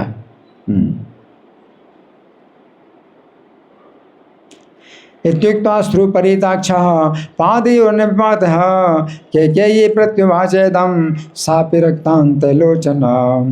राजन, क्या तुम्हारी बुद्धि में भ्रम हो गया है? कैकेयी बोल रही है कठोरता से, क्या तुम्हारी बुद्धि में भ्रम हो गया है जो अपने कथन के विपरीत बोल रहे हो? याद रखो, यदि तुमने अपनी प्रतिज्ञा भंग कर दी तो तुम्हें नरक भोगना पड़ेगा। कैकेयी कह रहे हैं, राजेंद्र किम तुम भ्रांतोसी युक्तम तन भाससे अन्यथा मिथ्या करोसि चेत स्वीयम भासितम नरको भवे। सुनो, यदि कल प्रातःकाल मृग चर्म और वलकल वस्त्र धारण कर राम वन को ना गए तो मैं तुम्हारे सामने ही फांसी लगाकर या विष खाकर मर जाऊंगी। कल सवेरे प्रातःकाल, प्रातःकाल का समय कितना होता है? प्रातःकाल का समय होता है 5:46 से 8:10 तक प्रातःकाल होता है। 2 घंटा 24 मिनट का समय होता है। इस बीच में अगर राम नहीं गए हैं तो मैं क्या करूँगी? या तो क्या करूँगी? फांसी लगा के मर जाऊँगी या फिर विष खा करके मर जाऊँगी तुम्हारे सामने, है ना। इस प्रकार से जो है ना, फिर कोई दूसरा राजा होता तो कहता कि तुम 1000 बार मरे विष खा करके, हैं, मैं क्यों राम को छोड़ूं। लेकिन यहाँ पर राम के पिता का भी एक गुण है कि राम जो है क्यों उनको पिता बना रहे हैं कि दशरथ महाराज जो है इस सत्य का उनके अंदर गुण है ना। तो फिर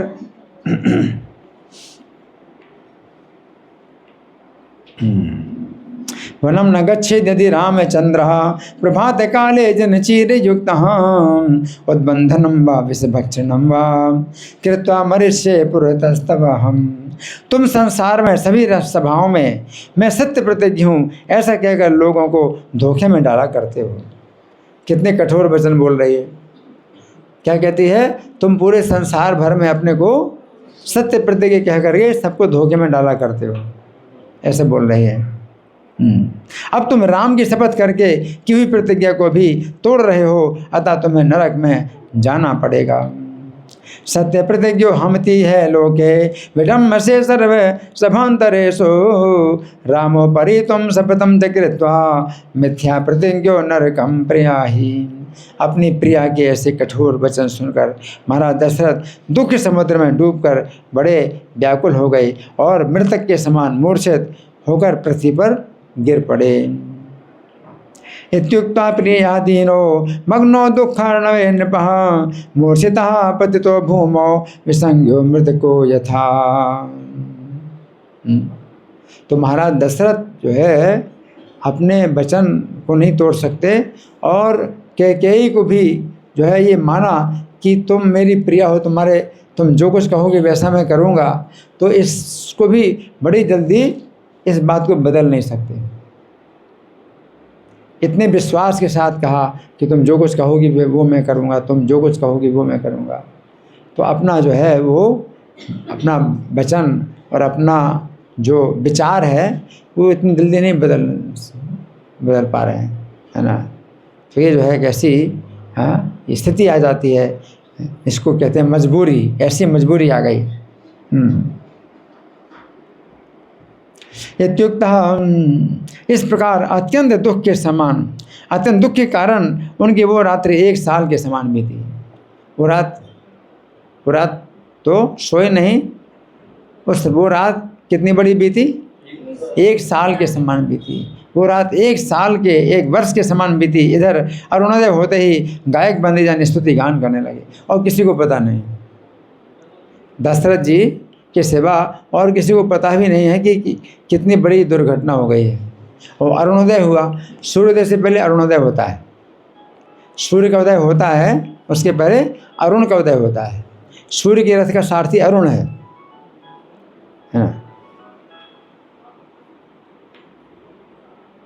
सूर्य के रथ का सारथी अरुण है। तो जब सूर्य का उदय होता है ना, तो सूर्य का प्रकाश आता है। लेकिन सूर्य का जब उदय नहीं हुआ तो सूर्य के उदय होने से पहले अरुण सारथी जो है उसका उदय होता है, तो उसका लाल प्रकाश आता है, तो आसमान लाल हो जाता है ना। तो सूर्य की रोशनी आने से पहले आसमान में जो लाली आती है वो अरुण सारथी के कारण आती है। सूर्य के रथ के जो है 7 घोड़े हैं और उनको हाँकने वाला अरुण नाम का सारथी है, इसलिए अरुणोदय पहले होता है, बाद में सूर्योदय होता है। तो अरुणोदय हुआ तो उस समय क्या हुआ, गायक बंदीजन स्तुति गान करने लगे। एवं रात्रि गता तस्य दुखान संवत्सरोपमा अरुणोदय काले तो बंदिनो गायिका जगहु। किंतु कैकेयी उन सबको रोककर क्रोध से बैठी हुई थी। सबको उसने रोक दिया, बंद करो इसे। हाँ, उसने बंद करा दिया स्तुति गान। हाँ, और क्रोध से बैठी थी। तब प्रातःकाल होने पर, अब प्रातःकाल हुआ, ब्राह्मण क्षत्रिय वैश्य और ऋषि लोग और कन्याएं दिव्य छत्र और चमर और हाथी और घोड़े आदि सब अभिषेक उपयोगी वस्तुएं मध्य द्वार पर उपस्थित की गईं। निवारयित्वा तान् सर्वान् कैकेयी रोषमास्थिता तदा प्रभात समये मध्य कक्षम उपस्थिता ब्राह्मणा क्षत्रिया वैश्या ऋषिया कन्यका तथा छत्रम चामरम दिव्यम गजोवाजी तथैव च। तो वशिष्ठ जी ने समझा दिया था सुमंत्र को कि क्या क्या व्यवस्था करनी है। तो उसी व्यवस्था के अनुसार, वशिष्ठ जी की आज्ञा के अनुसार सुमंत्र ने सब व्यवस्था की थी, है ना। तो ये बताया था क्या कि 16 कन्याएं वस्त्र आभूषण धारण करके, सज करके वहाँ द्वार पर खड़े हो जाए और ये सामग्री वो सामग्री सब एकत्रित की जाए। उसी के अनुसार जो है सब कुछ वो मध्य द्वार में उपस्थित किए गए। इनके अतिरिक्त वशिष्ठ जी के आज्ञानुसार मुख्य मुख्य वारांगनाएं और पूर्ववासी जनपदवासी भी वहाँ उपस्थित हो गए। पूर्ववासी का मतलब है कि अयोध्यापुरी के वासी, और जनपदवासी अयोध्यापुरी के अंतर्गत और भी जो है जनपद हैं, स्थान, वो लोग भी आए हुए हैं। सब क्या कर रहे हैं, उपस्थित हो गए सब लोग। अन्यास्य वारे मुख्याया पौरजाने पदार्थ तथा वशिष्ठेन यथा ज्ञप्तम तत्सर्वम तत्र संस्थितम। उस रात स्त्री बालक वृद्ध किसी को भी नींद नहीं आई। अब देखो यहाँ दशरथ जी को नींद नहीं आई शोक के कारण, और हर्ष के कारण किसी को नींद नहीं आई। स्त्रियां हैं, बूढ़े हैं, बालक हैं, किसी को नींद नहीं, हर्ष के कारण नींद नहीं आई किसी को, है ना। सभी को चटपटी लगी रही कि हम रेशमी पीताम्बर पहने भगवान राम को कब देखेंगे, हैं, उनका अभिषेक होगा, हैं। स्त्रियों बाला से वृद्धाश्च रात्रो निद्राम जले भी रे कदा दृक्षा महे रामम पीत कौशेय वाससम। जो समस्त आभूषणों से सुसज्जित, उज्ज्वल किरीट और कटक पहने हुए हैं और कौस्तुभ मणि से विभूषित और सैकड़ों कामदेवों के समान सुंदर श्याम वर्ण है और सर्व सुलक्षण संपन्न लक्ष्मण जी ने जिनके ऊपर श्वेत छत्र लगा रखा है, ऐसे श्री राम को राज्याभिषेक के अनंतर मंद मुस्कान के सहित हाथी पर चढ़कर आते हुए हम कब देखेंगे। सबकी यही जल्दीबाजी, कब हम देखें। श्री राम हाथी पर बैठे हैं, श्री राम हाथी पर बैठे हैं और कैसे हैं, सैकड़ों कामदेवों के समान सुंदर हैं, श्याम वर्ण हैं, और लक्ष्मण जी उनके ऊपर छत्र लगाए हुए। हाथी के ऊपर राम बैठे हैं तो लक्ष्मण जी खड़े हैं, और हाथी के ऊपर भी राम के ऊपर छत्र लगाए हैं। इस तरह से हम कब देखेंगे, कब वो मंगल प्रभात आएगा। इस प्रकार सभी प्रवासियों का चित्त अति उत्कंठित हो रहा था। सर्वाभरण संपन्नम किरीटे कटकोज्वलम कौस्तुभाभरणम श्यामम कंदर्पैषत सुंदरम अभिषिक्तम समायातम गजारूढ़म स्मितामननम श्वेतच्छत्रधरम तत्र लक्ष्मणम लक्ष्मणान्वितम रामम कदा वा द्रक्ष्यामः प्रभातम वा कदा भवेत् इत्युत्सुके धियः सर्वे बभूवुः पुरवासिनः। इसी समय सुमंत्र जो मंत्रीवर हैं, मंत्रियों में सबसे श्रेष्ठ हैं, क्या नाम है उनका, सुमंत्र, मंत्रीवर सुमंत्र। ये सोच कर कि महाराज अभी तक कैसे नहीं उठे, धीरे से जहाँ राजा दशरथ थे वहाँ पर गए, धीरे से गए राजा दशरथ के पास। नेतानि मुत्थितो राजा किमर्थम चेति चिंतयन् सुमंत्रासन के मां प्रायात् यत्र राजा अवतिष्ठते। वहाँ पहुंचकर उन्होंने जय जयकार कर राजा को सिर झुकाकर प्रणाम किया और उन्हें अत्यंत खिन्न देकर कैकेयी से पूछा। वर्धयन् जय शब्देन प्रणमन् शिरसा नृपम् अति खिन्नं नृपं दृष्ट्वा कैकेयीं समय पृच्छते। देवी कैकेयी आपका कल्याण हो, कहिए आज महाराज अनमने कैसे दिखाई देते हैं। किसने कहा? सुमंत्र ने कहा महाराज अनमने हैं, कुछ बोल नहीं रहे। तो देवी कैकेयी से पूछ रहे हैं आज कैसे अनमने दिखाई दे रहे हैं। इस पर कैकेयी ने कहा आज महाराज को रात्रि में बिल्कुल नींद नहीं आई। देवी कैकेयी वर्धस्व किम राजा दृश्यते न था तमाह कैकेयी राजा रात्रो निद्राम न लब्धवान। तो कैकेयी जो है बातों को ऐसे प्रस्तुत कर रही है जैसे अपना कोई दोस्त नहीं है। तो राजा जो है सोए नहीं है, बिल्कुल नींद नहीं आई। क्यों? रात्रि भर राम का चिंतन करते हुए राम राम राम ही रटते रहे हैं। कैकेयी ने कहा राम का चिंतन करके राम राम राम ही रटते रहे हैं। इस प्रकार जागते रहने के कारण राजा कुछ अस्वस्थ से दिखाई देते हैं। महाराज राम को यहाँ देखना चाहते हैं, इसलिए तुम शीघ्र ही उन्हें लिवा लाओ। कैकेयी ने क्या कहा? पूरी बात नहीं बताई। महाराज राम को देखना चाहते हैं, तुम शीघ्र ही राम को लिवा लाओ। राम रामेति रामेति राममेवानु चिंतयम् प्रजागरेण वै राजा हिसस्त एव रक्षति राम मानय शीघ्रं त्वं राजा द्रष्टुम इच्छति। तो सुमंत्र कहते हैं कि देवी महाराज की आज्ञा पाए बिना मैं कैसे जा सकता हूँ।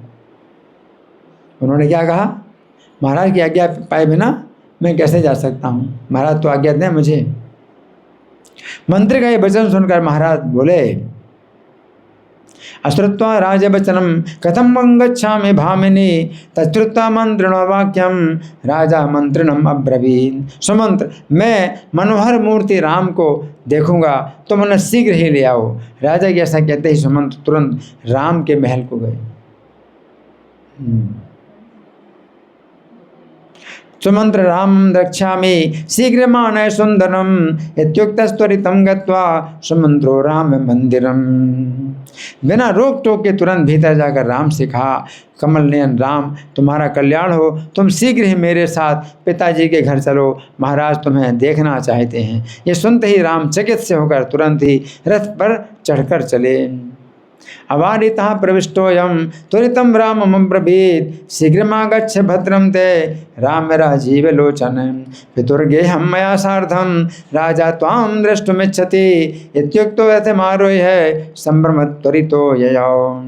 सारथी और लक्ष्मण के सहित श्री राम ने मध्य द्वार पर विराजमान वशिष्ठ आदि गुरुजनों का केवल दर्शन मात्र से ही सत्कार कर जल्दी से पिताजी के पास पहुँचे।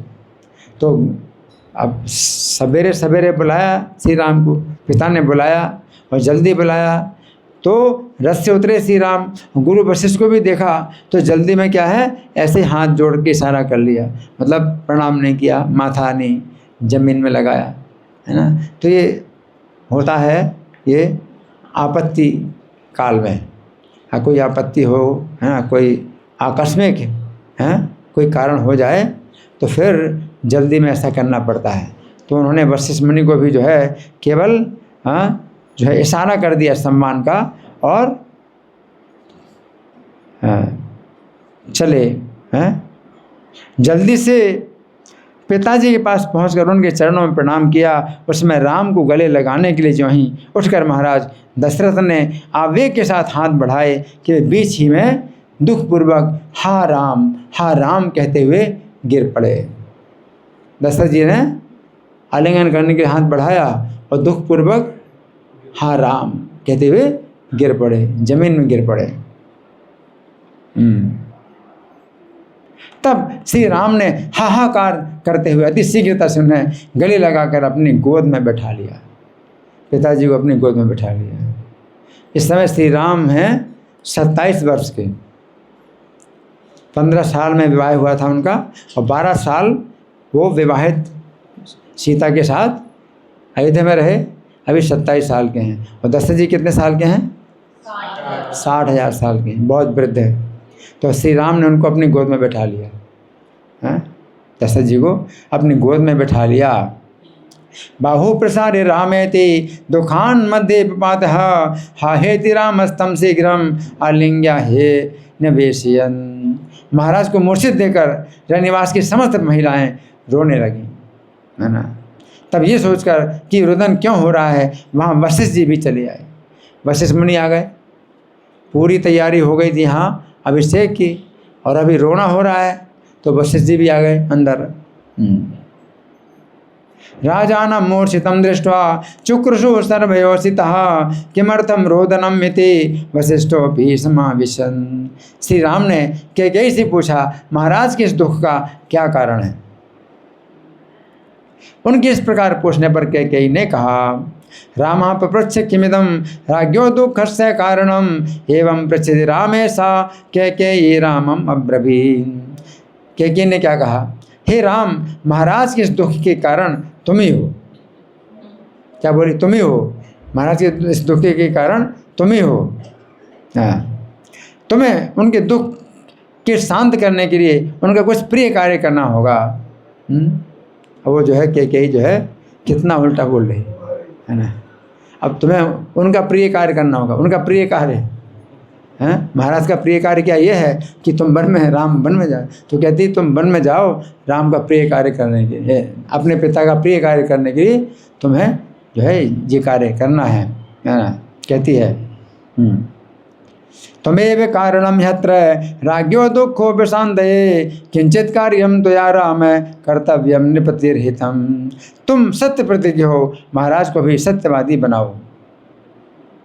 उन्होंने प्रसन्न होकर मुझे 2 वर दिए हैं, कुरु सत्य प्रतिज्ञस्तम राजानम सत्यवादिनम राज्ञा वरद्वयं दत्तम मम संतुष्ट चेतसा। किंतु उनकी सफलता तुम्हारे ही अधीन है। महाराज को तो तुमसे कहने में संकोच मालूम होता है, किंतु तुम्हें सत्य पास में बंधे हुए अपने पिताजी की अवश्य रक्षा करनी चाहिए। हैं, तो वो क्या कह रही है, अपने पिता के सत्य की रक्षा करो, चाहे पिता की रक्षा ना हो, पिता मर जाएं, अपने पिता के सत्य की रक्षा करो। क्योंकि अपने पक्ष में बोल रही हो, कहती है पिता के सत्य की रक्षा करो, लेकिन वास्तव में वो अपने पक्ष में बोल रहे, चाहे किसी का भी कितना भी अप्रिय हो, हैं, कोई मरे चाहे जिए, हैं, अपने पक्ष में बोल रही है ना। तदधीनम तो तत्सर्वम वक्तुम त्वां लज्जते नृपः सत्यपाशेन संबद्धम पितरम त्रातुम अर्हसि। क्योंकि पुत्र शब्द का अर्थ है कि जो पिता की नरक से रक्षा करता है। कैकेयी की बातें सुनकर राम ने मानो शूल से बिद्ध हुए के समान व्यथित होकर कहा, माता आज हमसे ऐसी बातें क्यों करती हो। पिताजी के लिए मैं जीवन दे सकता हूँ, भयंकर विष भी पी सकता हूँ। पुत्र शब्देन चैतद ही नरकांतराय ते पिता रामस्तयोदितं श्रुत्वा शूलेनाभिहतो यथा व्यथिता कैकेयीं प्राह किं मामेवं प्रभाससे पितृर्थे जीवितं दास्ये पिबेयं विषे मूलबणम्। और सीता को भी त्याग सकता हूँ और कौशल्या को और राज्य को भी छोड़ सकता हूँ। पिताजी के लिए मैं सीता का भी त्याग कर सकता हूँ, माता कौशल्या का भी त्याग कर सकता हूँ और राज्य का भी त्याग कर सकता हूँ। श्री राम कहते हैं पिता के लिए मैं सब कुछ दे सकता हूँ, अपना जीवन भी दे सकता हूँ, मैं विष भी पी सकता हूँ पिताजी के लिए। जो पुत्र पिता की आज्ञा के बिना ही उनका भीष्ट कार्य करता है वो उत्तम है। अगर पिताजी ना कहें और उनकी इच्छा ऐसी है तो ये उत्तम पुत्र का तो यही लक्षण है। अगर पिताजी नहीं कहना चाहते हैं लेकिन उनको संकोच हो रहा है तो मैं वैसा कार्य करूँगा। श्री राम कहते हैं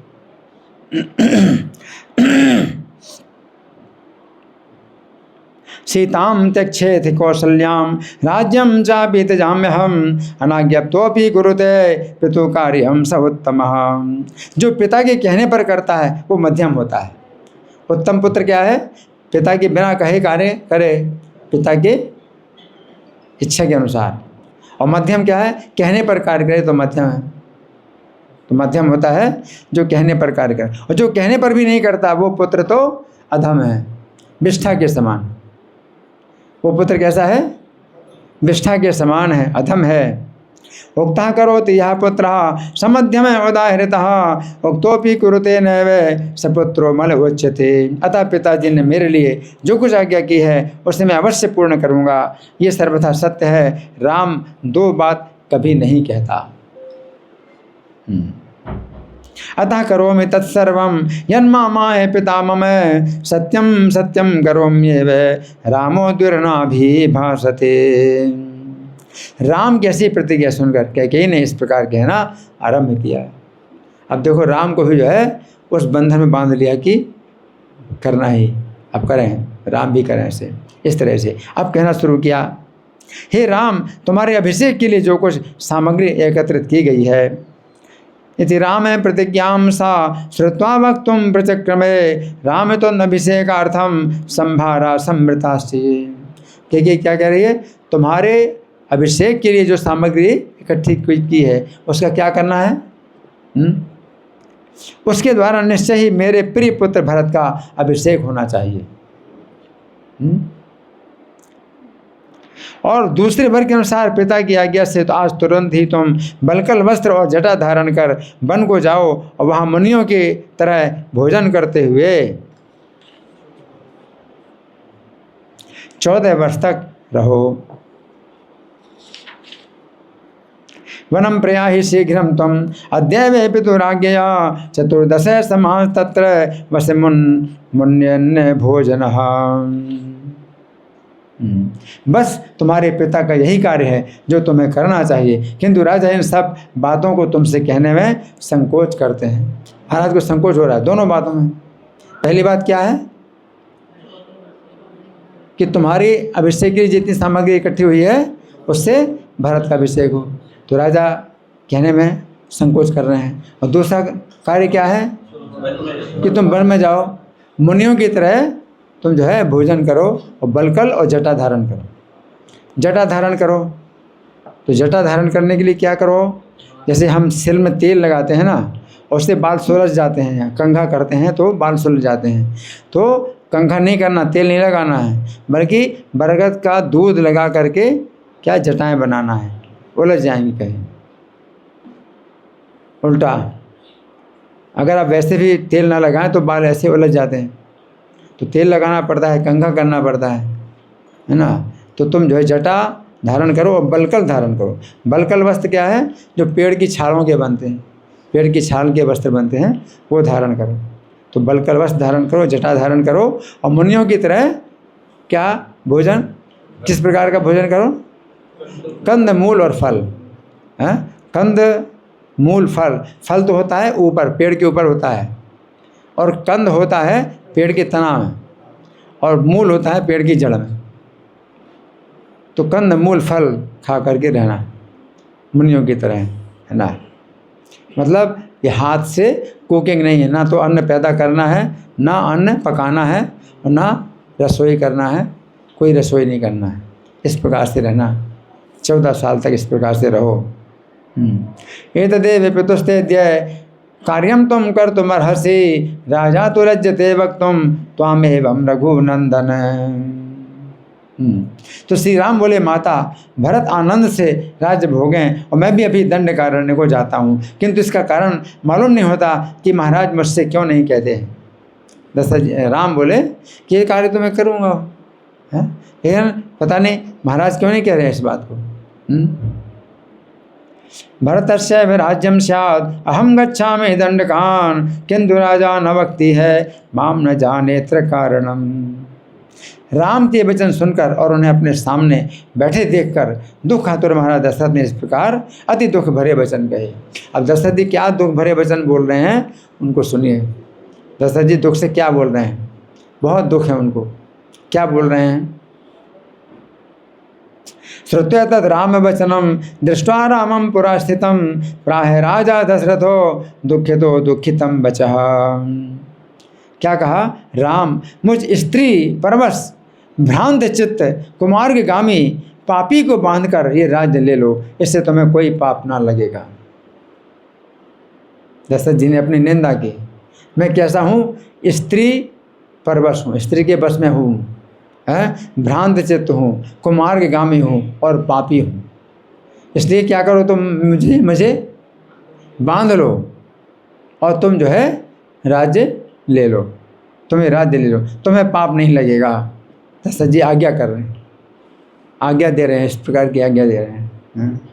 ठीक है, कितना जो है, हाँ उनकी भी विनम्रता है, कितनी विनम्रता है, वो ऐसे बोल रहे हैं, जबकि ऐसी बात बिल्कुल नहीं है।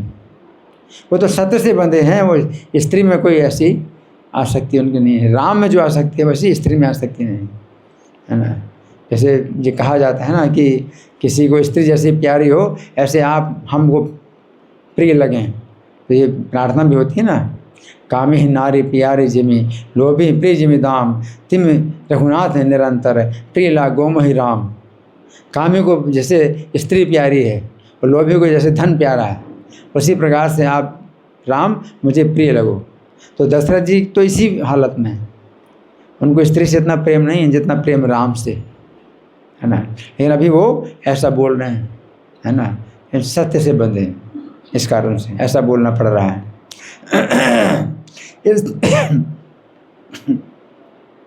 स्त्री जितम भ्रांति हृदयम उन्मार्गे परिवर्तिनम निगृह्य माम गृहाणेदम राज्यम पापम न तन्भवे।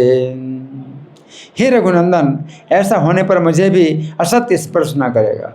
इससे क्या होगा, दशरथ कहते हैं कि मुझे भी असत्य नहीं लगेगा कि मैंने सत्य का पालन नहीं किया। क्यों? दशरथ जी कहेंगे मैं क्या करूं, हैं? मैंने तो राम से कहा, राम ने मेरी बात नहीं मानी, उन्होंने बांध लिया, तो क्या है, राम ने राज्य ले लिया। तो दशरथ को भी खुशी होगी। राम क्या करें, अपने पिता को बंदी बना लें, तो मुझे भी असत्य नहीं लगेगा। राम तुम्हें पाप नहीं लगेगा, मुझे असत्य नहीं लगेगा।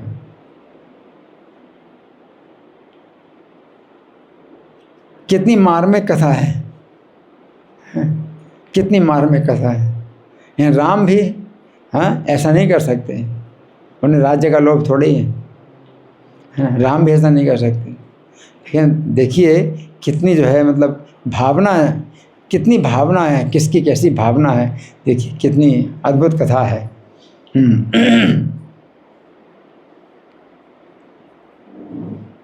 ऐसा कहकर राजा दशरथ दुख आतुर होकर विलाप करने लगे।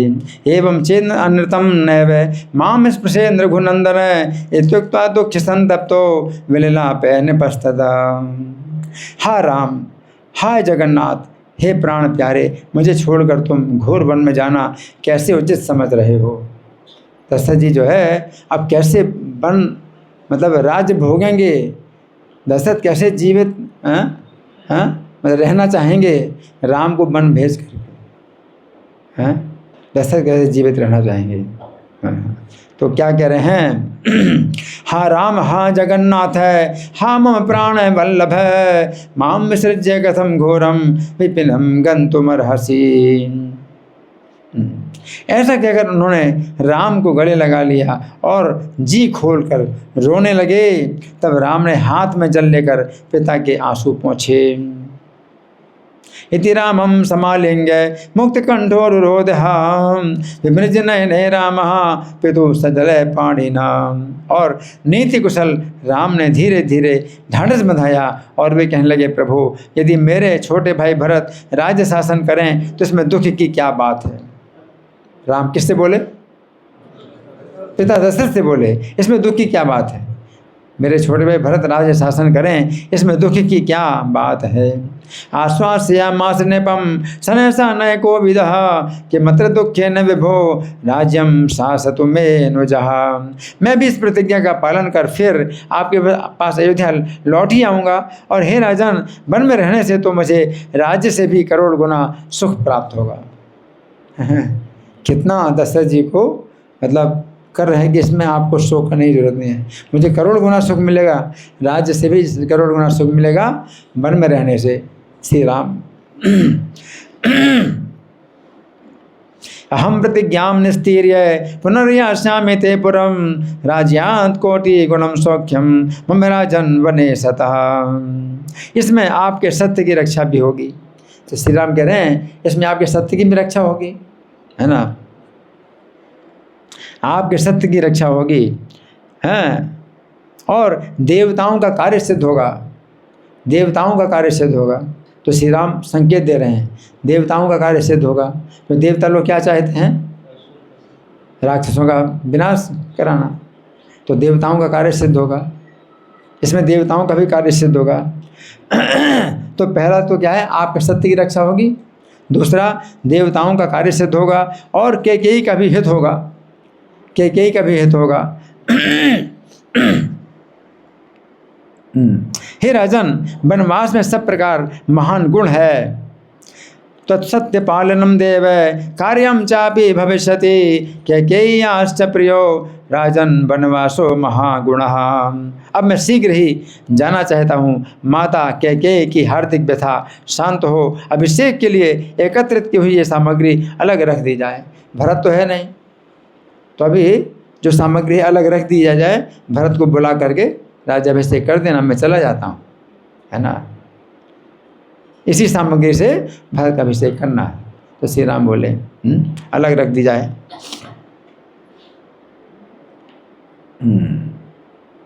इदानीं गन्तुमिच्छामि वेतुमातुश्च हृज्वरः संभारा चोपरिहयन्ताम् अभिषेकार्थमाहृता। माता कौशल्या को सांत्वना देकर और जानकी को समझा बुझा कर मैं अभी जाता हूँ और आपके चरणों की वंदना कर आनंद पूर्वक वन को जाता हूँ। श्री राम बोले मातरम चा समाश्वास अनुनीय च जानकी आगत्य पादो वंदित्वा तबया से सुखम वनम।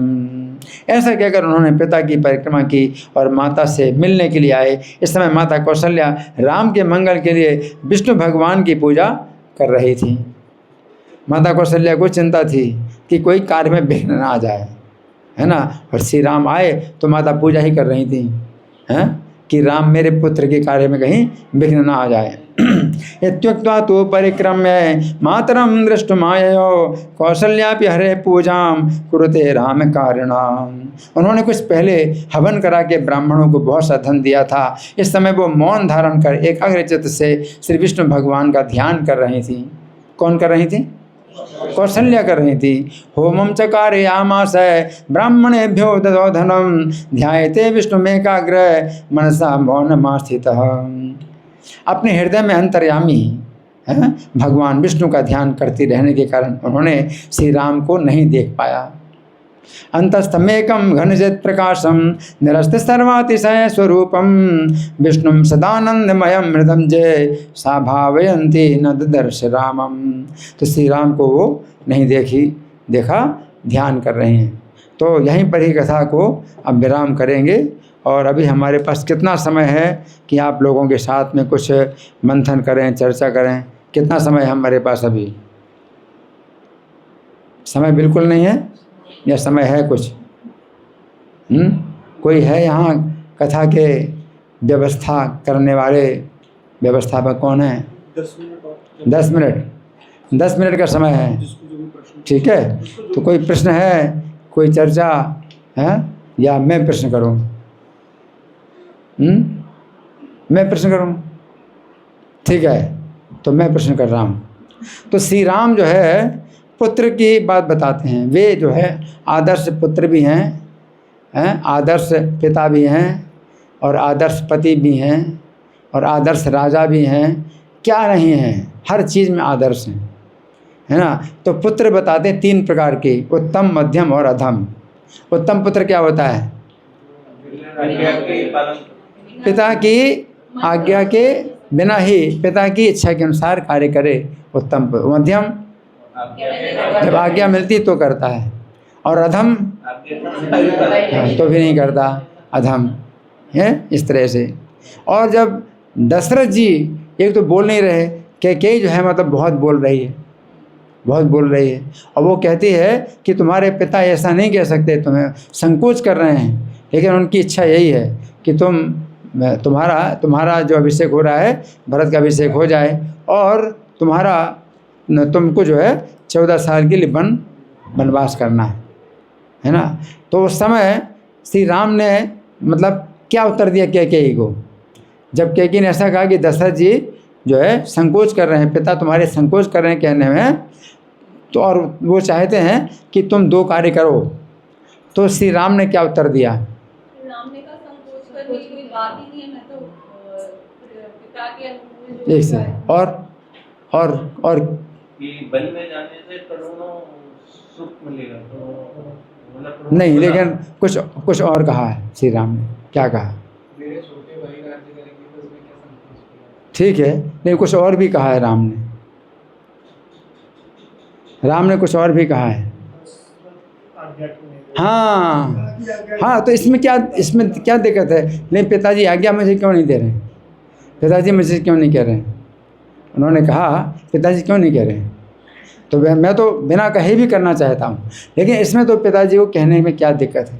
क्योंकि फिर भी पिता की आज्ञा तो होनी चाहिए ना, क्योंकि कैकेयी तो बोल रही है अपनी, तो उसके मन की इच्छा तो ये है, कैकेयी तो है उसकी। मैं कैसे समझूं कि पिताजी की इच्छा है? उत्तम पुत्र तो पिता के बिना कहे भी जो है कार्य करता है, लेकिन ऐसे कार्य नहीं करेगा। हाँ, श्री राम जो है ऐसे पुत्र नहीं है कि पिता की इच्छा के जाने बिना जो है काम करेगा। भी तुम्हारे पिताजी ये चाहते हैं, तो गलत हो जाएगा ना ये, है ना? कि कोई दूसरा व्यक्ति कहे कि तुम्हारे पिताजी ये चाहते हैं और संकोच के कारण नहीं बोल रहे हैं, तुम ऐसा करो। हाँ, तो वो गलत भी हो जाएगा ना कि पिताजी अगर चाहते हैं तो वो कहें, नहीं तो कैसे मैं समझूं कि ऐसे तो कोई भी भड़का, हाँ, ऐसे कोई भी भड़का दे और वो जो है कोई, तो इस तरह से नहीं। श्री राम जो है ऐसे कार्य नहीं करना चाहते हैं कि जो कि मतलब कोई भावुकता के कारण जो है मैंने सोच लिया ऐसा, मैंने सोचा ऐसे कई बार होता है, मैंने ऐसा सोचा कि आप ये चाहते हो और आप नहीं चाहते हो, मैंने ऐसा सोचा, बोलते मैंने ऐसा सोचा, है ना? तो ये तरीका थोड़ी होता है। मैं आपके इच्छा के अनुसार काम करना चाहता हूँ, मैंने सोचा कि आपकी ऐसी इच्छा है, तो ये भी गलत है।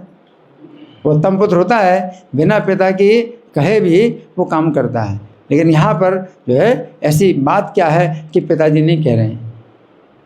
अच्छा ठीक है, तो फिर पिताजी ने कहा। अब पिताजी ने क्या कहा? दादी ने कहा जी। मुझे दंडित करो, मुझे मतलब बंदी बना दो। अपने उन्होंने कई दोष बतलाए। पहला दोष क्या बताया? स्त्री के, हाँ, स्त्री के बस में हूँ मैं, स्त्री के बस में हूँ। और दूसरा क्या? पापी हूँ। और तीसरा क्या? भ्रांत चित्त हूँ। यह मतलब मैं नहीं जानता कि मुझे क्या करना चाहिए क्या नहीं करना, मैं भ्रमित हो गया हूँ, मैं भ्रांत चित्त हूँ, स्त्री के परवश हूँ और पापी हूँ। तो अब तुम मुझे क्या करो? बंदी बना लो, जेल में डाल दो और तुम राज्य ले लो। तो ऐसे मुसलमानों में तो हुआ ना, ऐसे औरंगजेब ने अपने पिता शाहजहाँ को कैद कर दिया और राजा बन गया, अपने सब भाइयों को मार डाला और पिता को कैद कर लिया। कंस ने भी ऐसे ही किया, महाराज उग्रसेन अपने पिता को कैद कर लिया और खुद राजा बन गया, है ना? तो वो ये तो जो पापी हैं, ये औरंगजेब पापी था, कंस पापी था। दशरथ जी कहते हैं तुम्हें पाप नहीं लगेगा, क्योंकि मैं पिता होकर के मैं ऐसा बोल रहा हूँ, मेरी आज्ञा है कि तुम ऐसा करो, तो तुम्हें पाप नहीं लगेगा, तुम राज्य ले लो। अब कितनी गहराई है। दशरथ जो कह रहे हैं वो भी अपने आप में मतलब बहुत जो है गहरी बात है, बहुत गहरी बात है। दशरथ जी कहते हैं कि तुम्हें पाप नहीं लगेगा और मुझे भी कौन सा दोष नहीं लगेगा? असत्य वचन का, कि मैंने अपने वचन को सत्य नहीं किया, मुझे दोष नहीं लगेगा। क्यों? उनके पास उत्तर है। क्या उत्तर है? हम उन्होंने बंदी बना लिया, तो अब मैं क्या करूं, है ना? जैसे महाराज उग्रसेन थे, तो कंस ने उनको बंदी क्यों बनाया? भागवत में तो ये कथा नहीं आती, लेकिन गर्ग संहिता में आती है कि जब कंस के पास वसुदेव अपना पहला पुत्र लेके आए, कि कंस ने कहा था कि मुझे सौंप दो, हैं, देवकी से जितने पुत्र पैदा होंगे मुझे सौंप दो। तो वसुदेव जी जो है अपना पहला पुत्र जो पैदा हुआ वो कंस के पास सौंपने के लिए आए, है ना। तो उस समय क्या किया, कंस ने देवकी के उस पुत्र को मार डाला, और सभा में था वो युवराज था और राजा उग्रसेन थे। तो युवराज जो है राजा की आज्ञा के बिना कोई कार्य करे तो ये तो बहुत गलत है। युवराज का कार्य होता है राजा की आज्ञा के अनुसार कार्य करे और सीखे कि राज का कार्य कैसे करना चाहिए। तो उग्रसेन ने जो है तुरंत अपनी सेना को आज्ञा दी, इसको बंदी बना लो, ये मेरा जो है आज्ञा का पालन नहीं कर रहा, इसको बंदी बना लो। तो उग्रसेन की जो यादवों की सेना थी वो कंस को बंदी बनाने के लिए आ गई, और कंस की सेना थी असुरों की, अघासुर बकासुर ये सब जो है बड़े बड़े असुर।